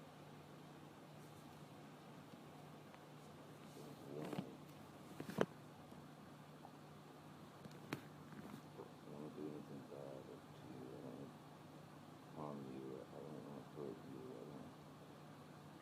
I don't. So, like I said, I'll fucking. I'll be fucking thing down. It's gotta be reciprocal. Yes. I agree. And what you did by calling me last night, you fell asleep on the phone. You do realize that. Yeah. I'm sorry. I had to ambient myself. Again. So I say sweet goodnight to you. While you're sleeping. Did you tell I was sleeping? I thought you were sleeping once before. I think you might have fallen asleep once before. And then woke up and continued talking. And then I was saying something about it. And then all of a sudden there was just no more. He's gone. I really don't want to sleep without you. Again, we can't. There's a Don't better want it. way. Let's find it. Don't slow Please it. don't. I'm sorry I did. It's okay. Just. But you know, sometimes that fucking thing happens. You do it too sometimes, where you just. I know. But it can't be like the end of. Our marriage is bigger than that, obviously. We don't need to. I agree. I agree, but I hope we don't. I hope we don't.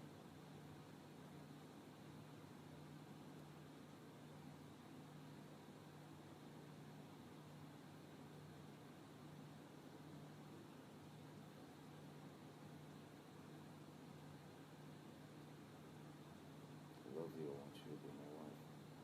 And I want to be your husband. And I want to be a good husband. And if I haven't been, I'll do everything I can to find out how to be a good husband. you're a great husband. You really are. It's just hard if anything comes up, if someone bumps your shoulder on a crowded sidewalk. You know, we're wearing white again, not black, so it makes a difference. It's a big deal if there's a bump. And it's hard. I love you, and I know we can be so good. Amazing. And I'm here. I'm trying to move forward, forgive each other. Listen, We have to I know forgive we each had our other. fights today to try to settle whatever the fuck, all this scrambled, crazy shit that one thing reminds you of another, and you find yourself going back into some other fight. And it's all scrambled. It's all fucking jumbled. It's like white noise all moving around, a little thing. I'm glad that we got to a point where we were shitty with each other. I'm glad we got to a point where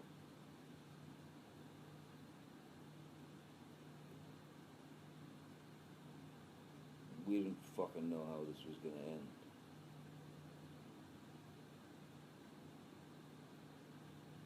But I'm telling you, that by coming here today, it is fucking courageous, and it's fucking admirable. For you to come here and talk to me and try and work things out. And to tell me these problems things that I do that fuck with you. I want to change it. I want you to change it. I want us to change it together.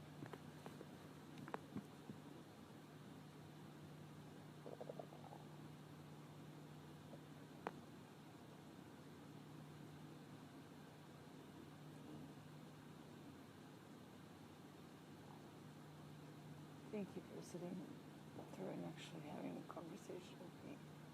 I did not expect that. But I'm really proud of you for not running away, or walking away, or what I'm proud of you for that. It means that we can actually hash out these things. Some things have to be said, and maybe left. And maybe left. Left behind. We'll never forget a lot of things, but we can forgive. We really do need to. We need to we really need to. My mom was right. There is absolutely, it's just adding weight. We're just carrying around those stones. My mom is right. I know she is. She is right. She's right motherfucking money. She's on it.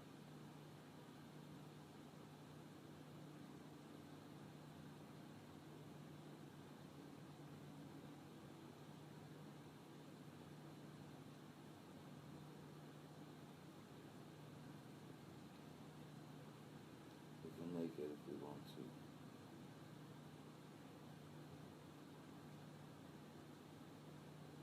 We can get through this shit if we want to.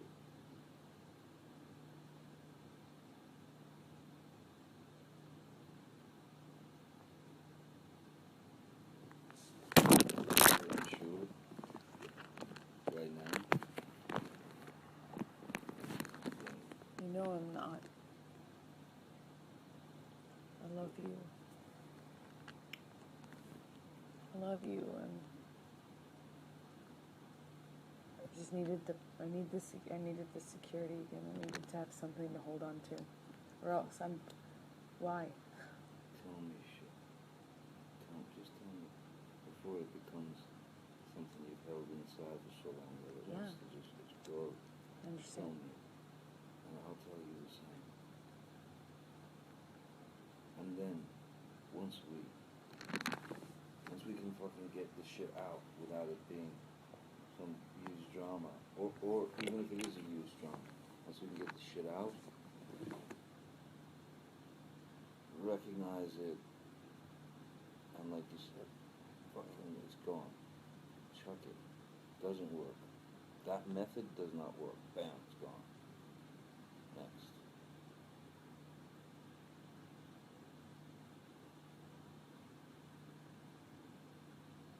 Fuck, I'd fucking die if I start.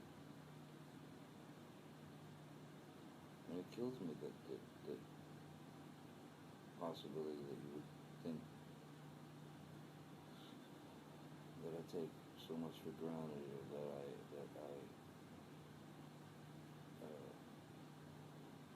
I'm untrustworthy, or a bad husband, or I didn't say you were untrustworthy. I'm just saying it's. And I said what I needed to say. I'm not gonna. You know, I won't. I'm not asking you to elaborate on anything I'm saying. Okay. All I'm saying is I would fucking die if I knew that was how you thought of me.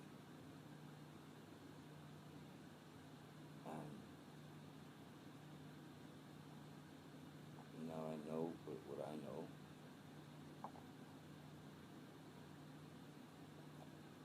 And I'll fucking do my best to get it together so that I don't fuck with you and you don't fuck with me. And we're a couple again, and we're friends again.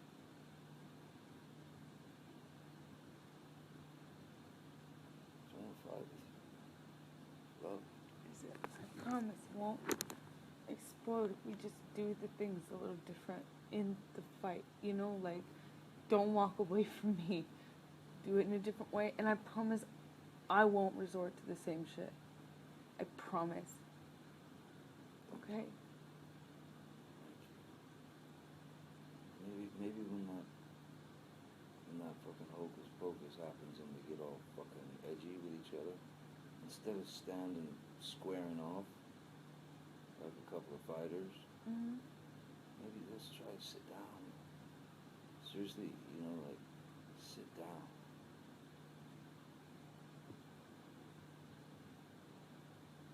Even if we say, hey, listen, we're fighting like bastards, let's sit down and have a glass of wine and talk through this.